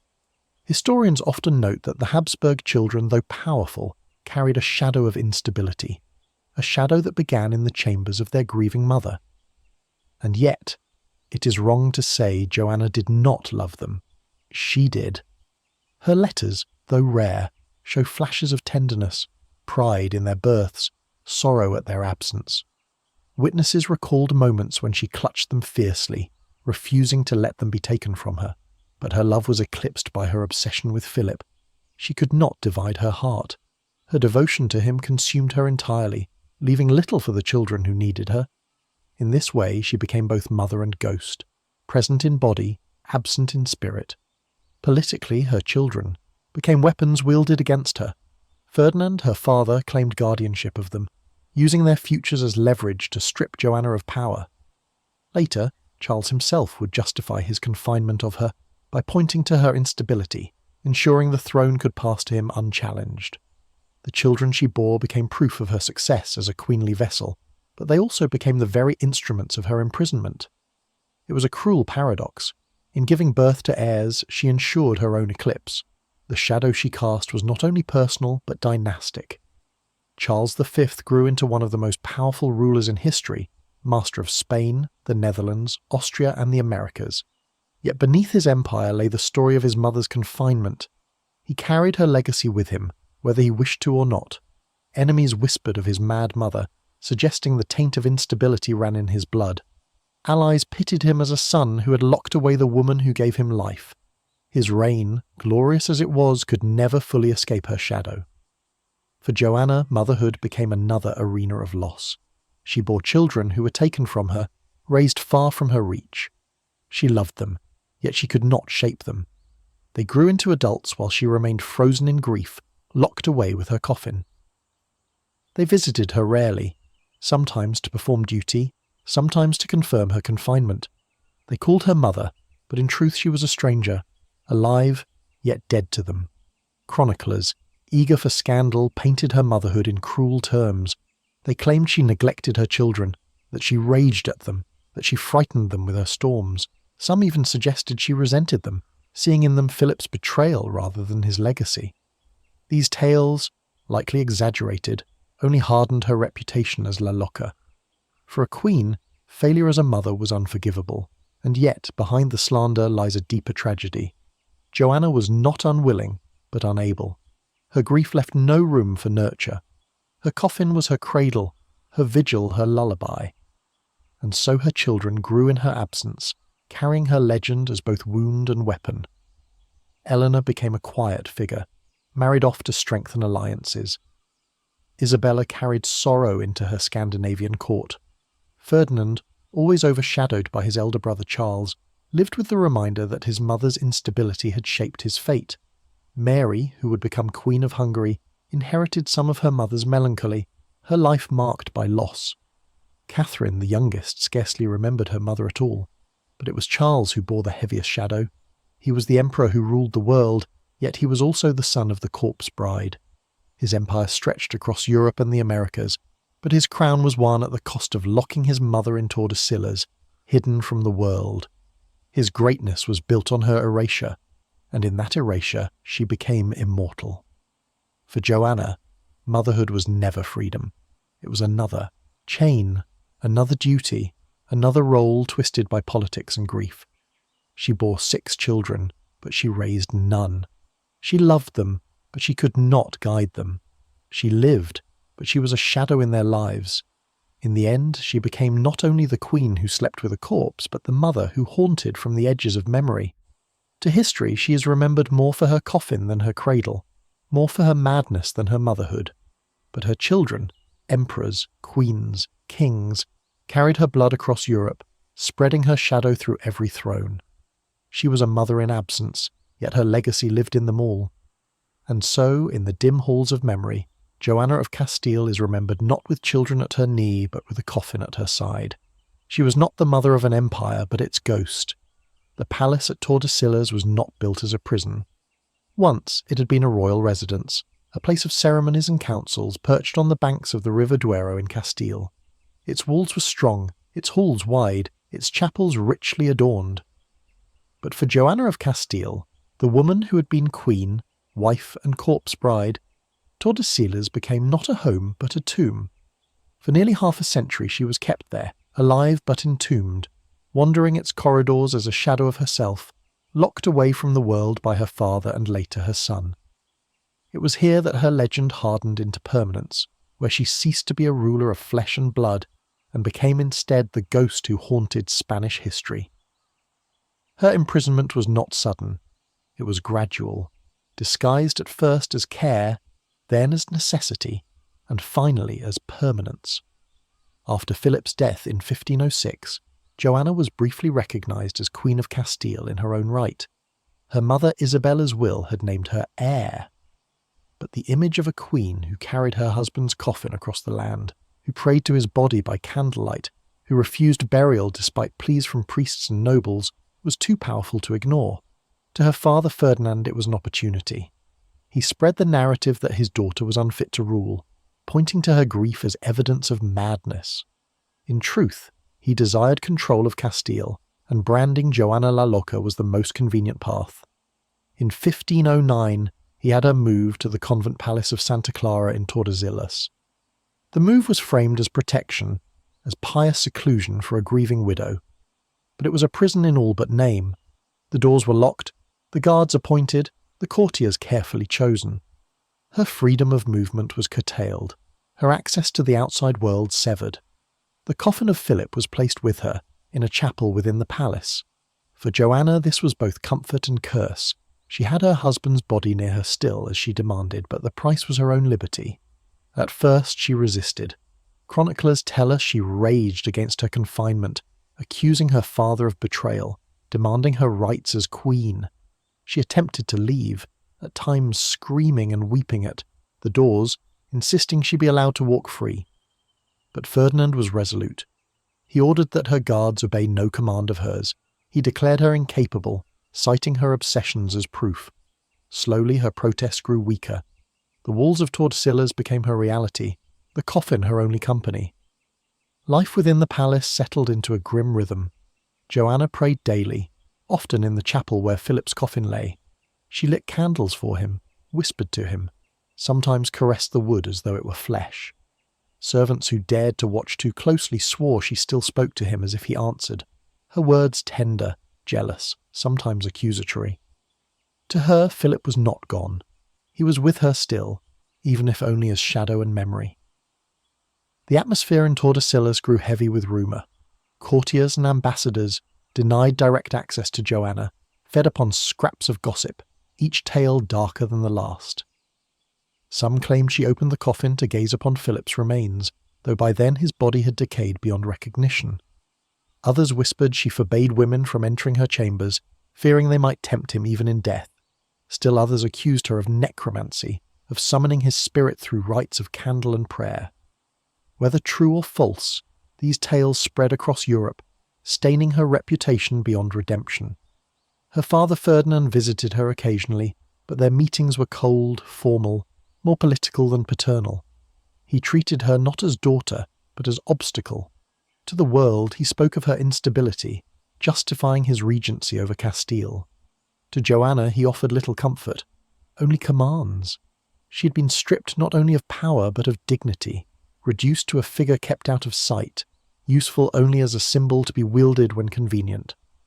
When Ferdinand died in 1516, Joanna's son Charles inherited his claim. Charles was only 16. Raised far from his mother in the Netherlands, he scarcely knew her except through the stories told to him, stories of madness, of obsession, of coffins and candles. When he arrived in Spain to claim his throne, he visited Tordesillas.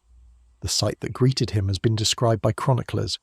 Joanna, middle-aged now, her beauty faded by grief, her body weakened by years of confinement, her eye still fierce but hollow, sitting beside Philip's coffin as if it were a living man. She greeted her son with tears and embraces, but Charles, trained in politics, kept his distance. He confirmed the judgment of his grandfather. His mother was unfit to rule. From then on, her prison continued, not under Ferdinand but under Charles. For decades Joanna lived in that half-death. Tordesillas became her world, its halls echoing with silence. She walked the garden, sometimes escorted by guards, her gaze distant. She spent hours in the chapel whispering prayers over Philip's coffin. Her health declined, yet she lived on, year after year, her legend growing with each season, to the people of Castile. She was less queen than ghost, a story mothers told their children, the queen who slept with a corpse, the mad woman who wandered halls with candles in hand. But within her confinement, traces of resistance remained. She refused to call herself mad. She continued to insist upon her rights as queen, though no one heeded her. She demanded that Philip's coffin remain with her, her last victory over those who sought to strip her of everything. Even as she was denied power, denied freedom, denied companionship, she clung to her husband's body as the one possession no man could take. It was tragic, grotesque, and defiant all at once. Her children, grown now and scattered across Europe, seldom visited. Charles saw her when necessary, but his reign demanded his presence in wars, councils and courts across the continent. Eleanor, Isabella, Ferdinand, Mary and Catherine were absorbed into dynastic marriages, their lives consumed by duty. To them, Joanna became more a symbol than a mother, a symbol of the instability they wished to distance themselves from. She lingered in their blood, a reminder of madness whispered in courts, but she played no role in their daily lives. As years turned into decades, Joanna aged within her prison. Her once striking dark hair turned grey, her skin pale and lined, her body frail. Yet still she prayed beside Philip's coffin, still she lit candles for him, still she whispered to him in the dark. The world beyond Tordesillas shifted. Empires rose, wars raged. Her son Charles ruled a realm so vast it was said the sun never set upon it. But within the convent palace, time stood still. For Joanna there was only the coffin, only the vigil, only the endless waiting for a miracle that would never come. Visitors who glimpsed her in her later years described her as both pitiful and terrifying.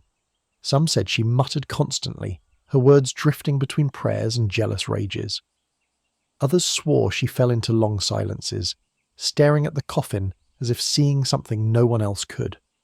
A few claimed she was lucid at times, speaking with intelligence, even wit, revealing the mind that had once been praised in youth. But always the coffin was near, always the shadow of Philip hovered. Her imprisonment at Tordesillas was not simply personal tragedy. It was political convenience. By keeping her confined, her son Charles ensured his uncontested rule. By sustaining the narrative of her madness, he justified her erasure. The queen who should have ruled Castile in her own right was instead reduced to a prisoner, remembered not for power but for grief. Her fate illustrates the ruthless nature of dynastic politics. Women could be crowned, but they could also be buried alive if their presence threatened male authority. And yet, in her confinement, Joanna achieved a strange immortality. Had she reigned quietly, signed treaties, and governed dutifully, she might have been forgotten, one queen among many in Spain's long line. Instead, her madness, her corpse, her vigil, her prison made her unforgettable. She became legend while still alive, her name spoken across Europe as symbol of love gone mad, grief gone monstrous. The palace of Tordesillas still stands, its stones, silent witnesses to her suffering. For nearly 50 years Joanna walked its halls, her shadow falling on the same cold floors day after day, year after year. She entered in her 20s, a young widow clinging to a coffin. She left only in death, an old woman whose life had been drained not by disease but by grief and confinement. Her prison was not of iron, but of memory, It was not chains that bound her, but the coffin she refused to release, the love she could not surrender, the family that deemed her unfit. Tordesillas was not merely a palace of stone, it was a mausoleum, and Joanna was both prisoner and ghost. When historians look back upon Joanna of Castile, they often ask the question, was she truly insane, or was she the victim of manipulation? The truth lies somewhere in the shadows, tangled in grief, passion, and betrayal. But one thing is undeniable. Whether or not she was truly mad, her supposed madness became the most powerful tool in the hands of those around her.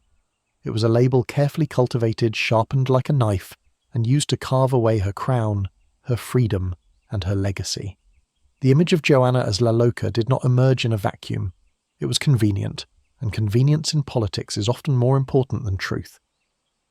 To her father Ferdinand, to her son Charles, and to the nobles who sought stability, Joanna's grief and obsession with Philip's corpse were not simply scandalous, but useful. A grieving widow who clung to a coffin could be dismissed as a woman unfit to rule. A queen painted as irrational could be confined without rebellion. The politics of madness turned a living sovereign into a powerless prisoner. Her father Ferdinand, King of Aragon, was the first to wield this narrative. When Isabella of Castile died in 1504, Joanna inherited her mother's crown. By right, she was Queen of Castile, but Ferdinand, ever ambitious, did not intend to relinquish control of the realm. At first he styled himself as regent, ruling in her name, but the marriage of Joanna to Philip the Handsome complicated matters. Philip, young, charming and ambitious, sought power for himself, declaring that he, not Ferdinand, should govern alongside Joanna. The nobles of Castile, weary of Ferdinand's Aragonese dominance, welcomed Philip. For a brief period, Philip and Joanna were recognised as king and queen together. Yet Philip's sudden death in 1506 destabilised everything. Joanna, left bereft and clinging to his corpse, was in no state to assert authority. The nobles, desperate for stability, looked to Ferdinand once more. Ferdinand, shrewd as ever, seized the moment. He spread the narrative that his daughter was incapable of ruling, not simply grieving, but mentally unsound. Reports circulated swiftly. Joanna refused to bury Philip. Joanna wandered with his coffin. Joanna wept and raged and could not govern. Ambassadors carried these stories across Europe, their letters describing a queen in disarray, a woman consumed by obsession. Ferdinand encouraged these tales, for they justified his return to power. He argued that Castile could not be entrusted to a woman so unstable, that he must resume control to preserve order. And so, in 1509, he had Joanna confined at Tordesillas, cloaking political ambition in the guise of paternal care. For Ferdinand, the politics of madness were a masterstroke. He retained power until his death in 1516, ensuring that Castile remained under his influence rather than passing fully to his daughter. He presented himself not as a usurper, but as a protector, the wise king shielding his realm from a queen who had lost her reason. Whether or not Joanna was truly unfit mattered little. What mattered was that enough people believed it, or found it useful to believe. When Ferdinand died, Joanna's son Charles inherited his mantle. Charles, raised in the Netherlands, scarcely knew his mother. To him, she was more legend than parent, spoken of as the Mad Woman of Castile, the queen locked away with her husband's corpse. When he arrived in Spain to claim his throne, he visited her at Tordesillas. What he saw, or what he chose to see, confirmed the stories. Joanna, middle-aged, worn by grief, still clung to Philip's coffin. Her conversations drifted between lucidity and obsession. For Charles, trained to think in terms of her empire, the conclusion was simple. His mother could not rule. Charles, like Ferdinand, used the politics of madness to his advantage. By declaring Joanna unfit, he secured Castile for himself. He styled himself as her co-sovereign, ruling technically in her name but in practice without her involvement. In councils and decrees her name appeared, but she held no power, no pen, no voice. She was queen in title, prisoner in truth. Charles justified this arrangement to his subjects and to foreign powers by pointing to her instability. What son, after all, would confine his mother unless necessity demanded it? What king would silence a queen unless her madness required it? By presenting himself as the reluctant jailer of a broken woman, Charles legitimized his absolute control. But the politics of madness were more than just a convenient excuse. They were also a mask for deeper truths about gender and power. A man in Joanna's position, a king consumed by grief, raging at betrayal, clinging obsessively to a lost love, might have been seen as passionate, tragic, even heroic. A queen, however, could not escape condemnation. Passion in a woman was hysteria, grief was lunacy, defiance was madness. Joanna's behaviour was judged not simply on its own terms, but through the lens of her sex. The same qualities that might have been tolerated or even admired in a king became proof of unfitness in a queen. This gendered lens was reinforced by chroniclers and clerics, men who controlled the narrative. They recorded her outburst with relish, described her storms in lurid detail, exaggerated her jealous rages. They dwelt upon her supposed neglect of her children, her refusal to bathe, her obsession with the coffin. Each anecdote fed the growing legend, each rumour cemented her reputation. In their hands, Joanna ceased to be a complex woman and became a caricature, the mad queen, the corpse bride. And once the ink dried on these accounts, history itself was tilted against her. It is striking to consider how little direct testimony of Joanna's own words survives. Most of what we know of her comes from men who had reason to undermine her. Ambassadors writing to foreign courts, courtiers loyal to Ferdinand or Charles, priests eager to present her as a warning. Her voice is muffled, her perspective obscured. Was she truly as unstable as they claimed? Or was she merely grieving in ways that defied convention? The politics of madness ensured we may never know. Her confinement at Tordesillas was justified again and again on these grounds. Charles, ruling over an empire that stretched from Spain to the Americas, from the Low Countries to Austria, could not afford the risk of a mother who might be used by rivals as a figurehead. So long as Joanna lived, she remained the rightful Queen of Castile. Better to keep her silenced, branded as insane, than risk her being claimed by factions. Her madness, whether real or exaggerated, was not simply a personal tragedy, but a political necessity. And so Joanna lived out her days as the Queen in the shadows, her name invoked when convenient, but her body confined. She was used as a legal fiction, her son ruling in her name, her authority cited in documents, even as she had no say in governance.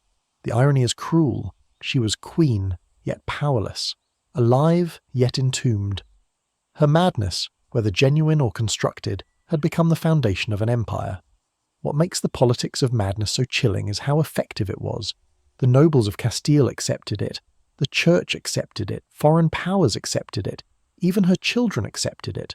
No one truly fought for her freedom, because no one had anything to gain by doing so. Her grief was convenient for all, an explanation that absolved them of guilt, a justification that smoothed over ambition. And so the queen, who might have ruled in her own right, who might have carried on her mother Isabella's legacy, was erased. Not through war, not through rebellion, but through whispers of madness. Madness became her prison. Madness became her epitaph.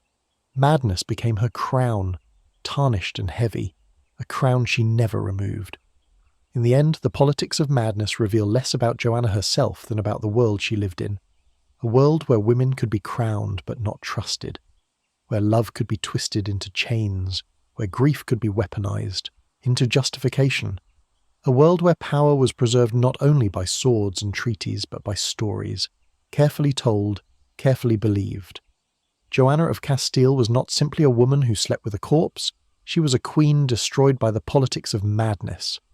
A woman whose sorrow was turned into slander, whose defiance was turned into imprisonment, whose life was consumed by a narrative that served everyone but herself.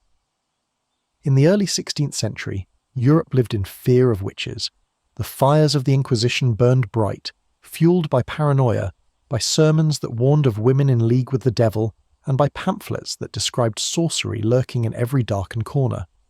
Midwives were accused of stealing children for Satan, widows of charming men with potions, healers of muttering forbidden prayers over herbs. Madness and witchcraft often walked hand in hand in the imagination of the people, and for a queen who prayed beside a coffin, who spoke to the dead as if they still breathed, it was only a matter of time before the whispers began. Joanna of Castile was already branded La Loca by her father and her son. her grief weaponized into political justification for confinement. But outside the palace walls of Tordesillas, among the priests and peasants, her story took on another layer. Madness was one thing, sorcery was another, and many who heard tales of the queen who refused to bury her husband could not help but wonder, was this simply grief, or was it witchcraft? The image was haunting, a woman wandering by candlelight, her hair unbound, her gown dragging across stone floors, her pale hands caressing a coffin. Servants whispered that she spoke to Philip as though he answered, that she kissed the wood as if it were flesh, that she called upon him in the dark hours of the night. To those steeped in superstition, this was not merely devotion. It was necromancy, the forbidden art of communing with the dead. The clergy, already uneasy with Joanna's refusal to allow Philip a proper burial, saw in her vigil a defiance of God's order. Death was to be accepted, the body consigned to the earth, the soul to heaven. To cling to a corpse, to speak to it, to guard it jealously. This was unnatural, unholy, perhaps even diabolical. Some priests muttered that the devil himself whispered in her ear, convincing her to keep Philip from the grave. Others suggested she'd fallen into possession, her will no longer her own, but twisted by dark forces. The common people, who heard only fragments of the story, embroidered it into legend. In villages across Castile, peasants whispered of their queen wandering the roads at night with her husband's coffin, guarded by soldiers, candles flickering like will-o'-the-wisps. They said she opened the box at crossroads and chanted words to summon his spirit. They said she forbade women from approaching because she feared they might see the devil who walked beside her. Some even swore they glimpsed her caravan, by moonlight, the coffin glowing faintly, as if the dead man within still breathed. Fear and fascination mixed, turning the queen into both monster and myth. In truth, much of this was rumour, spread by courtiers and chroniclers who found it useful to paint her as unnatural. But once the word witchcraft entered the tale, it could not be erased. It lingered, adding layers of darkness to her legend. For if Joanna was not merely mad but bewitched, then her imprisonment was not only political necessity but holy duty. To confine her was to protect the realm not just from instability but from unholy influence. The irony is sharp. Joanna herself was no heretic. Raised under Isabella, the queen who unleashed the Inquisition upon Spain, she had been drilled in the faith from childhood. She knew her prayers, her catechism, her psalms. Yet her faith had always been restless, questioning. In youth, she had dared to ask why sinners burned for eternity, why the Church claimed so much power. Those doubts, once punished and hidden, now resurfaced in the worst possible light.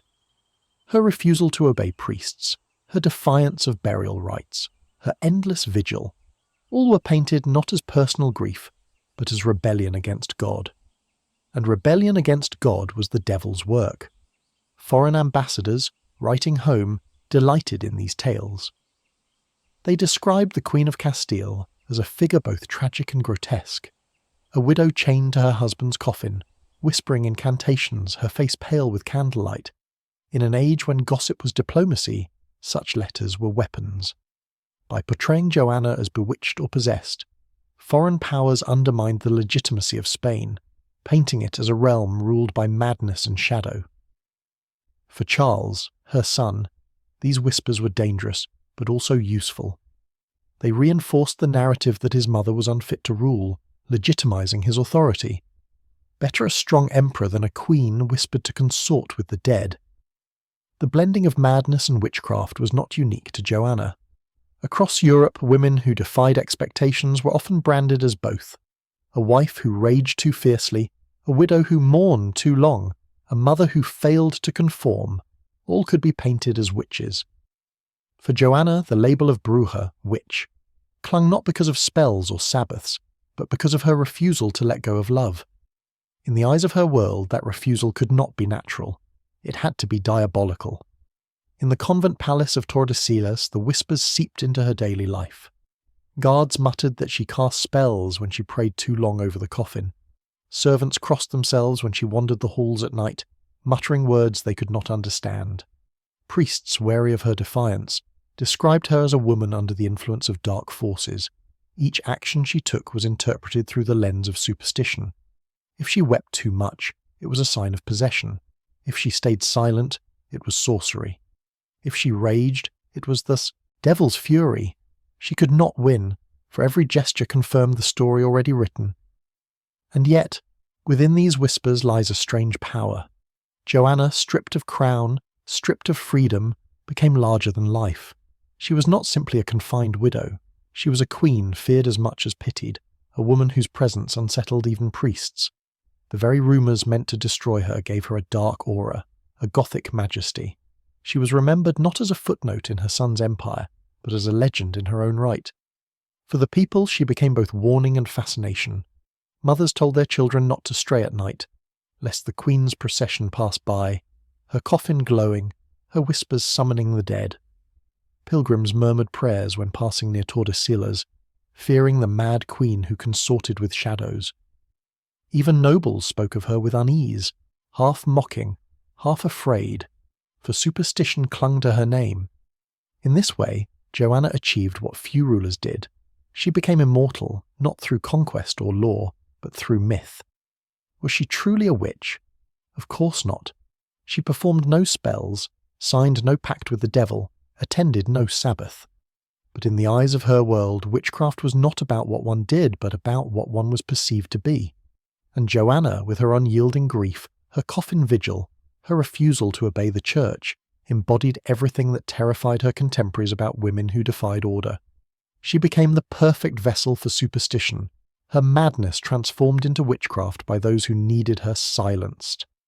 In the end, the whispers of witchcraft were as much chains as the walls of Tordesillas. They locked her within a narrative she could never escape, a story that rendered her powerless even as it made her unforgettable. She was no longer queen, no longer wife, no longer mother. She was the mad woman, the witch, the corpse bride. She was Juana la Loca, damned not by her actions alone, but by the stories told about her.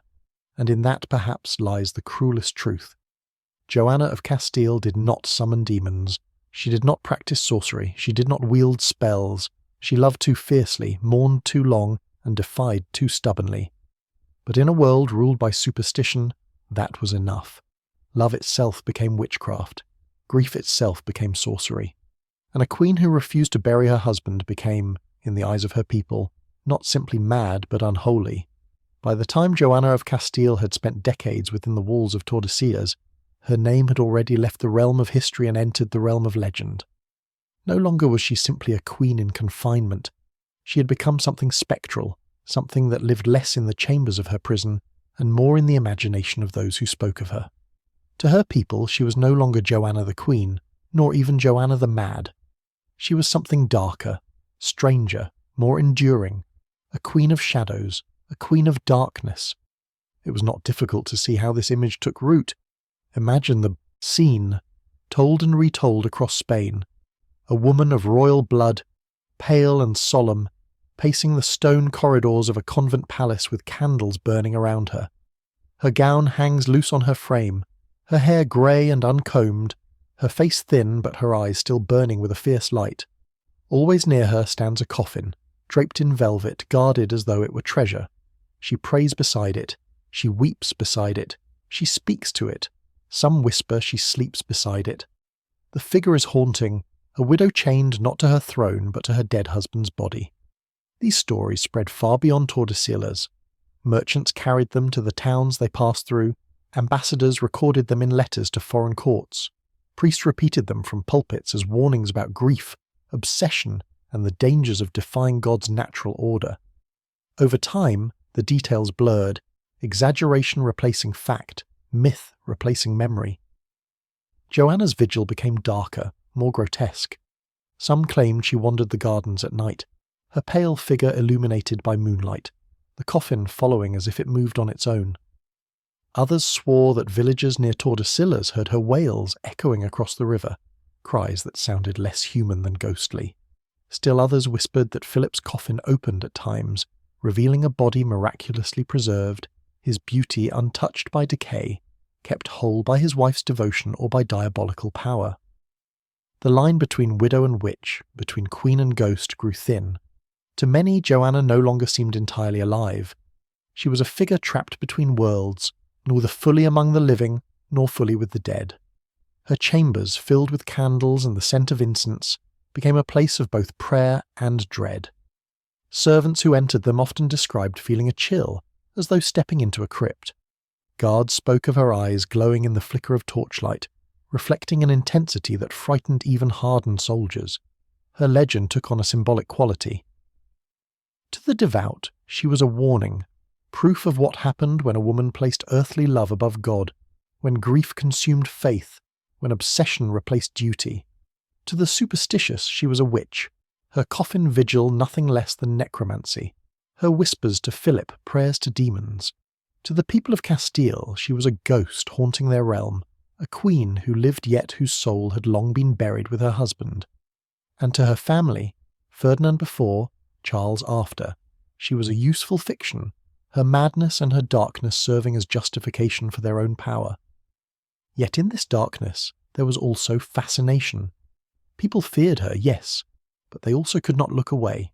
Stories of Joanna spread like wildfire, retold in taverns, embroidered in chronicles, woven into plays and ballads. The Queen of Darkness became not just a figure of horror but a figure of allure, a woman who defied convention, who loved beyond reason, who clung to her husband even against the church, the crown, and the will of her own blood. In her grief, she had become something terrible and beautiful, something that lingered in the imagination far more vividly than the orderly lives of other rulers. Inside Tordesillas, the years passed in shadow. Joanna aged, her once dark hair now silver, her once bright eyes dimmed but never extinguished. She walked slowly now, her body weakened by time, but still she moved toward the coffin as if drawn by invisible chains. Still she lit candles, still she whispered prayers. Even as her voice grew weaker, the servants swore she spoke to Philip as if he might answer. Her children, grown and scattered across Europe, rarely came. When they did, it was out of duty rather than love. Charles, now emperor of half the known world, visited his mother occasionally, but always with coldness. He confirmed again and again that she was unfit to rule, leaving her in confinement. Her daughters, married into foreign courts, lived their own tragedies far away. Only Catherine, her youngest, remained near at times, but even she could not pierce the walls of grief that surrounded her mother. Thus Joanna became ever more ghostly. Cut off from family, from politics, from the world beyond her prison, she lived only in her vigil.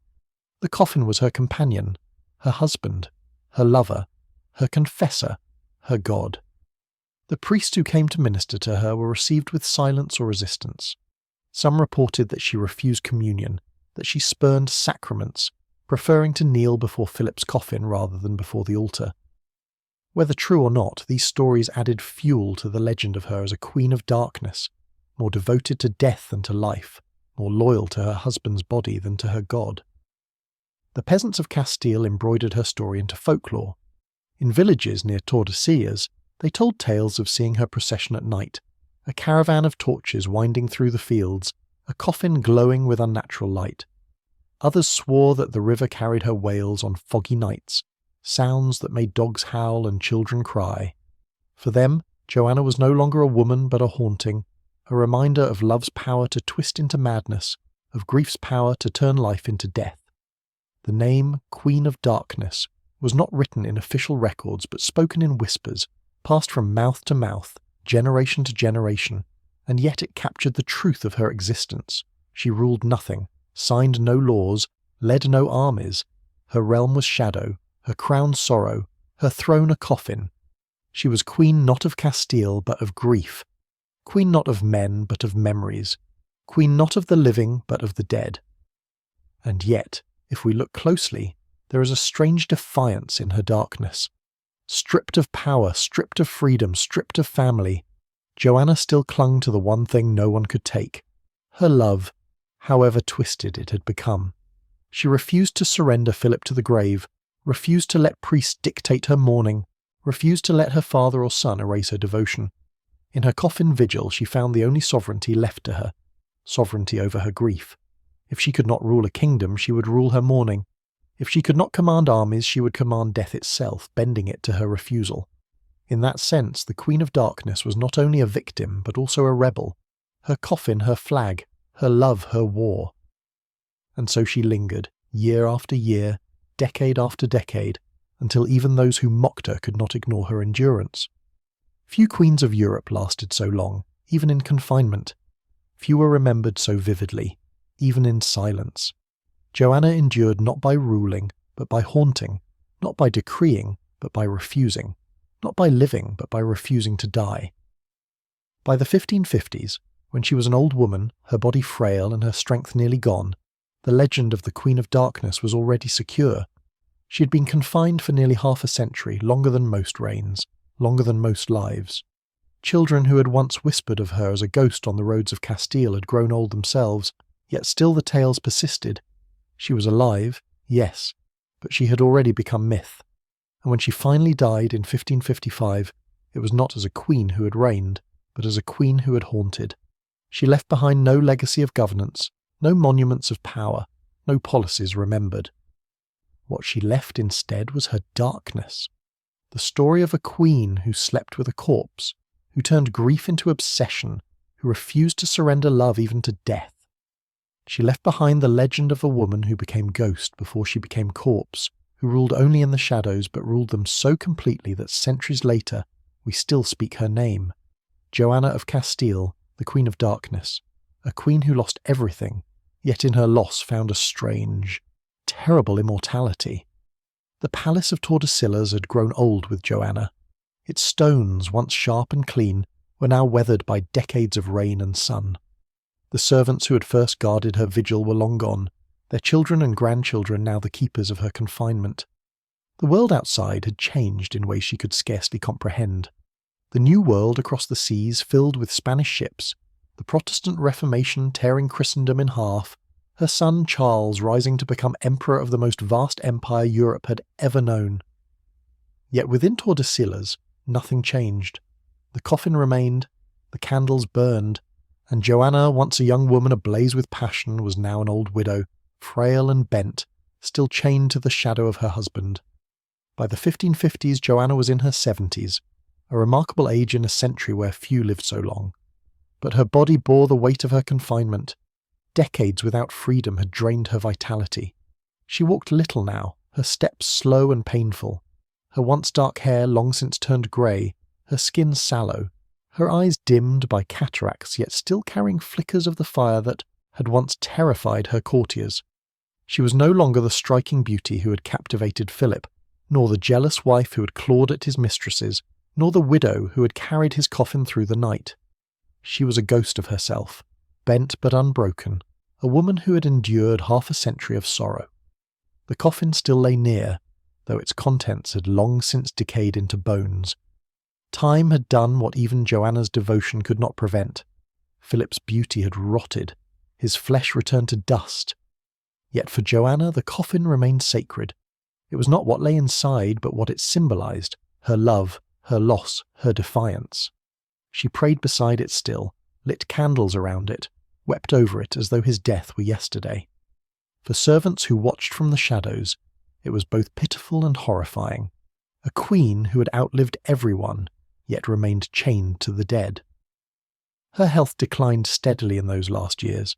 She suffered from fevers, from stomach pains, from weakness that left her bedridden for days at a time. Physicians came, prescribed their tonics and bleedings, but none could cure what truly ailed her, a sorrow that had taken root not in her body, but in her soul. To them she was La Loca still, the mad queen whose grief had consumed her. To the priests who visited, she was a sinner, a woman who clung more to her husband's memory than to God. To her son Charles, she was a political inconvenience, an old prisoner whose death would finally close a chapter. And yet, in those final years, Joanna revealed flashes of lucidity that unsettled her captors. At times, she spoke with clarity, recalling her childhood in Spain, her mother Isabella, her youth before Philip. She remembered theological debates, quoted scripture, argued points of law.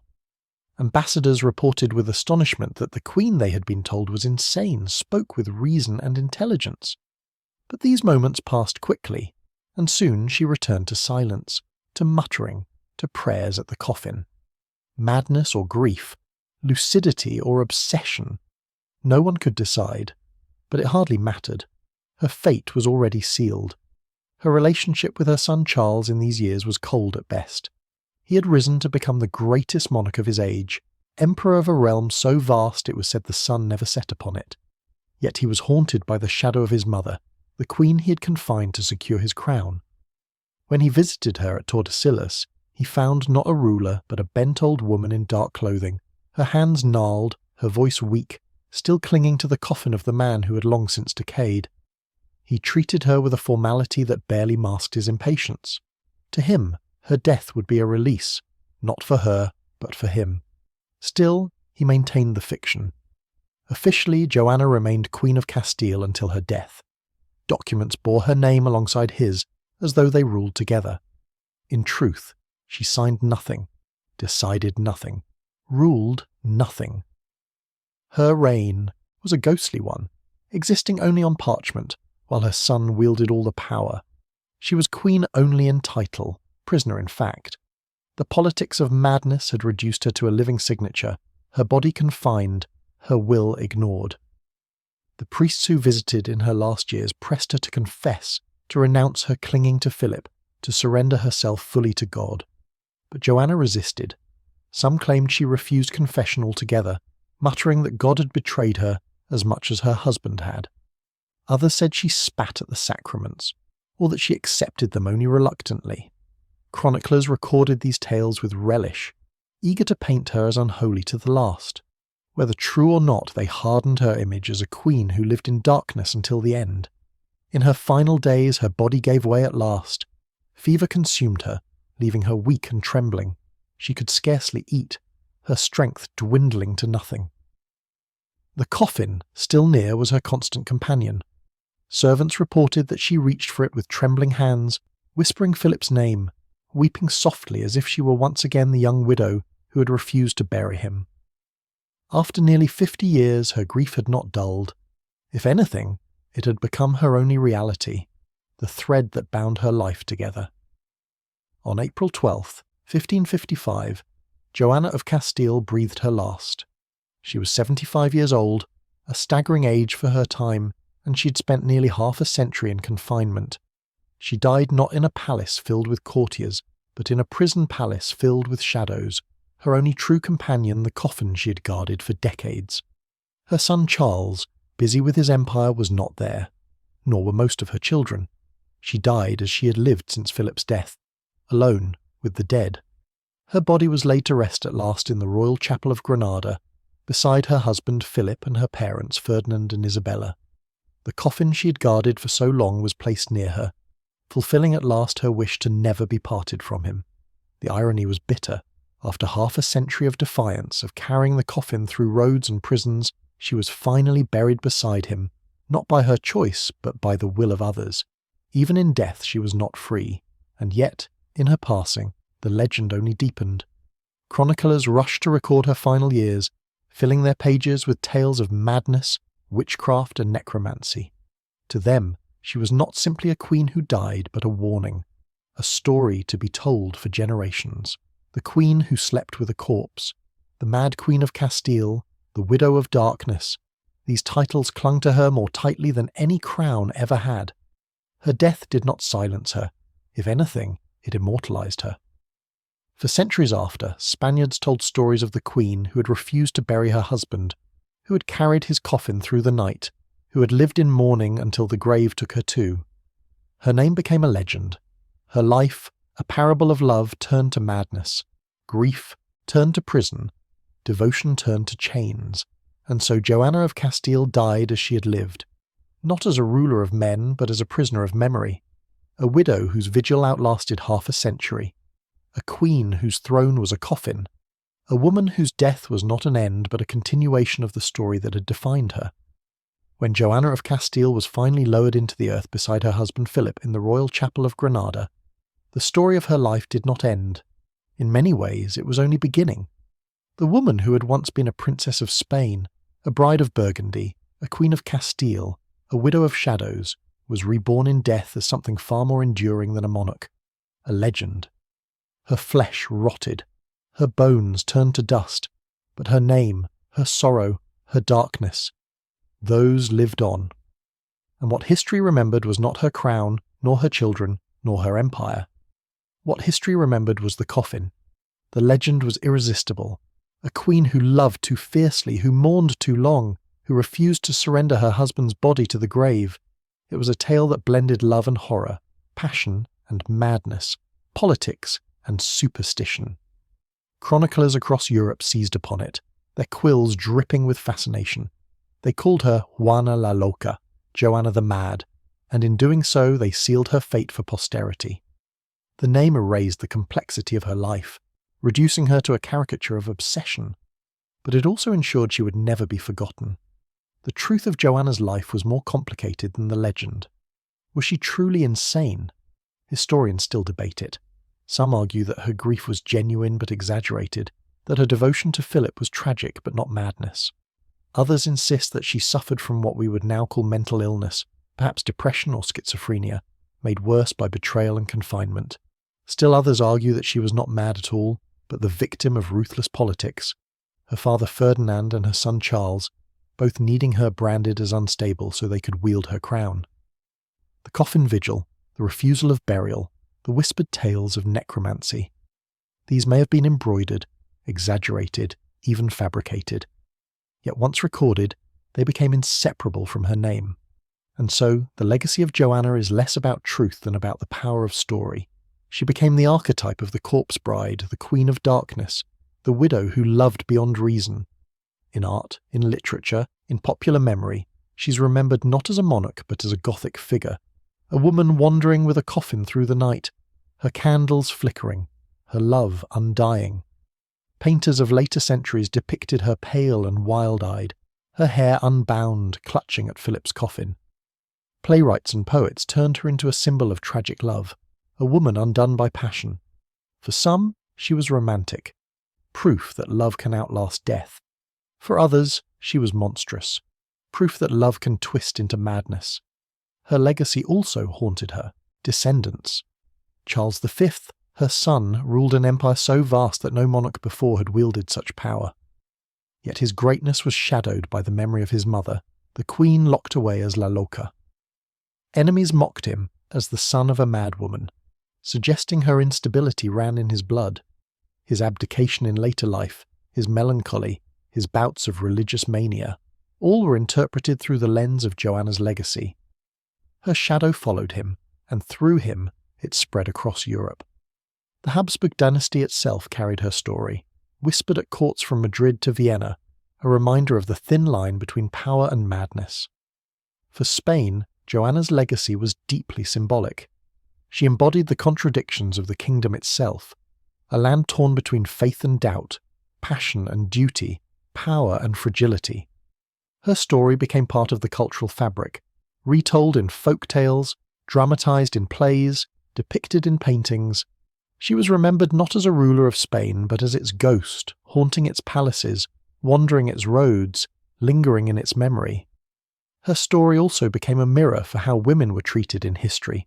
A man who raged at betrayal might be called passionate. A king who refused to bury his wife might be remembered as devoted. But a queen who mourned too fiercely, who loved too jealously, who refused to obey, she was branded mad, even witch. Joanna's legacy reveals as much about misogyny as about madness. She was silenced, confined, erased, not because she was incapable of ruling, but because her love and grief did not fit the mould of what a queen should be. In this sense, her legacy is both tragic and instructive, a reminder of how history has punished women for emotions men were praised for. Yet for all the cruelty of her confinement, for all the manipulation of her image, Joanna achieved something rare. She became unforgettable. Few monarchs of her era are remembered by name outside of scholarly circles. But Joanna lives on, her legend stronger than her reality, her story retold across centuries. The queen who slept with a corpse, the mad Queen of Castile, the corpse bride of Spain. These titles, though cruel, ensured her immortality. Even today, tourists visit the Royal Chapel of Granada, where Joanna lies beside Philip. They gaze upon her tomb and whisper her legend. Guides tell the tale of the queen who refused to bury her husband, who carried his coffin through the night, who whispered to him in her chambers for 50 years. Scholars debate the truth, but visitors come for the story. The Gothic, the grotesque, the tragic. Joanna, silenced in life, speaks still in death through the fascination she inspires. Her legacy also lives in the arts. Writers of the Romantic era, drawn to tales of tragic love, embraced her story as emblematic of devotion that defied death. Painters depicted her vigil in candlelight, her pale face illuminated against the coffin. In the 20th century, filmmakers and playwrights revived her, tale, presenting her as both victim and heroine. She has become a symbol not only of madness, but of the refusal to let go, of love that consumes, of grief that becomes identity. And so, when we speak of Joanna of Castile, we do not speak of treaties she signed, wars she waged, laws she enacted. We speak of the coffin, we speak of the vigil, we speak of the woman who lived in the shadow of death.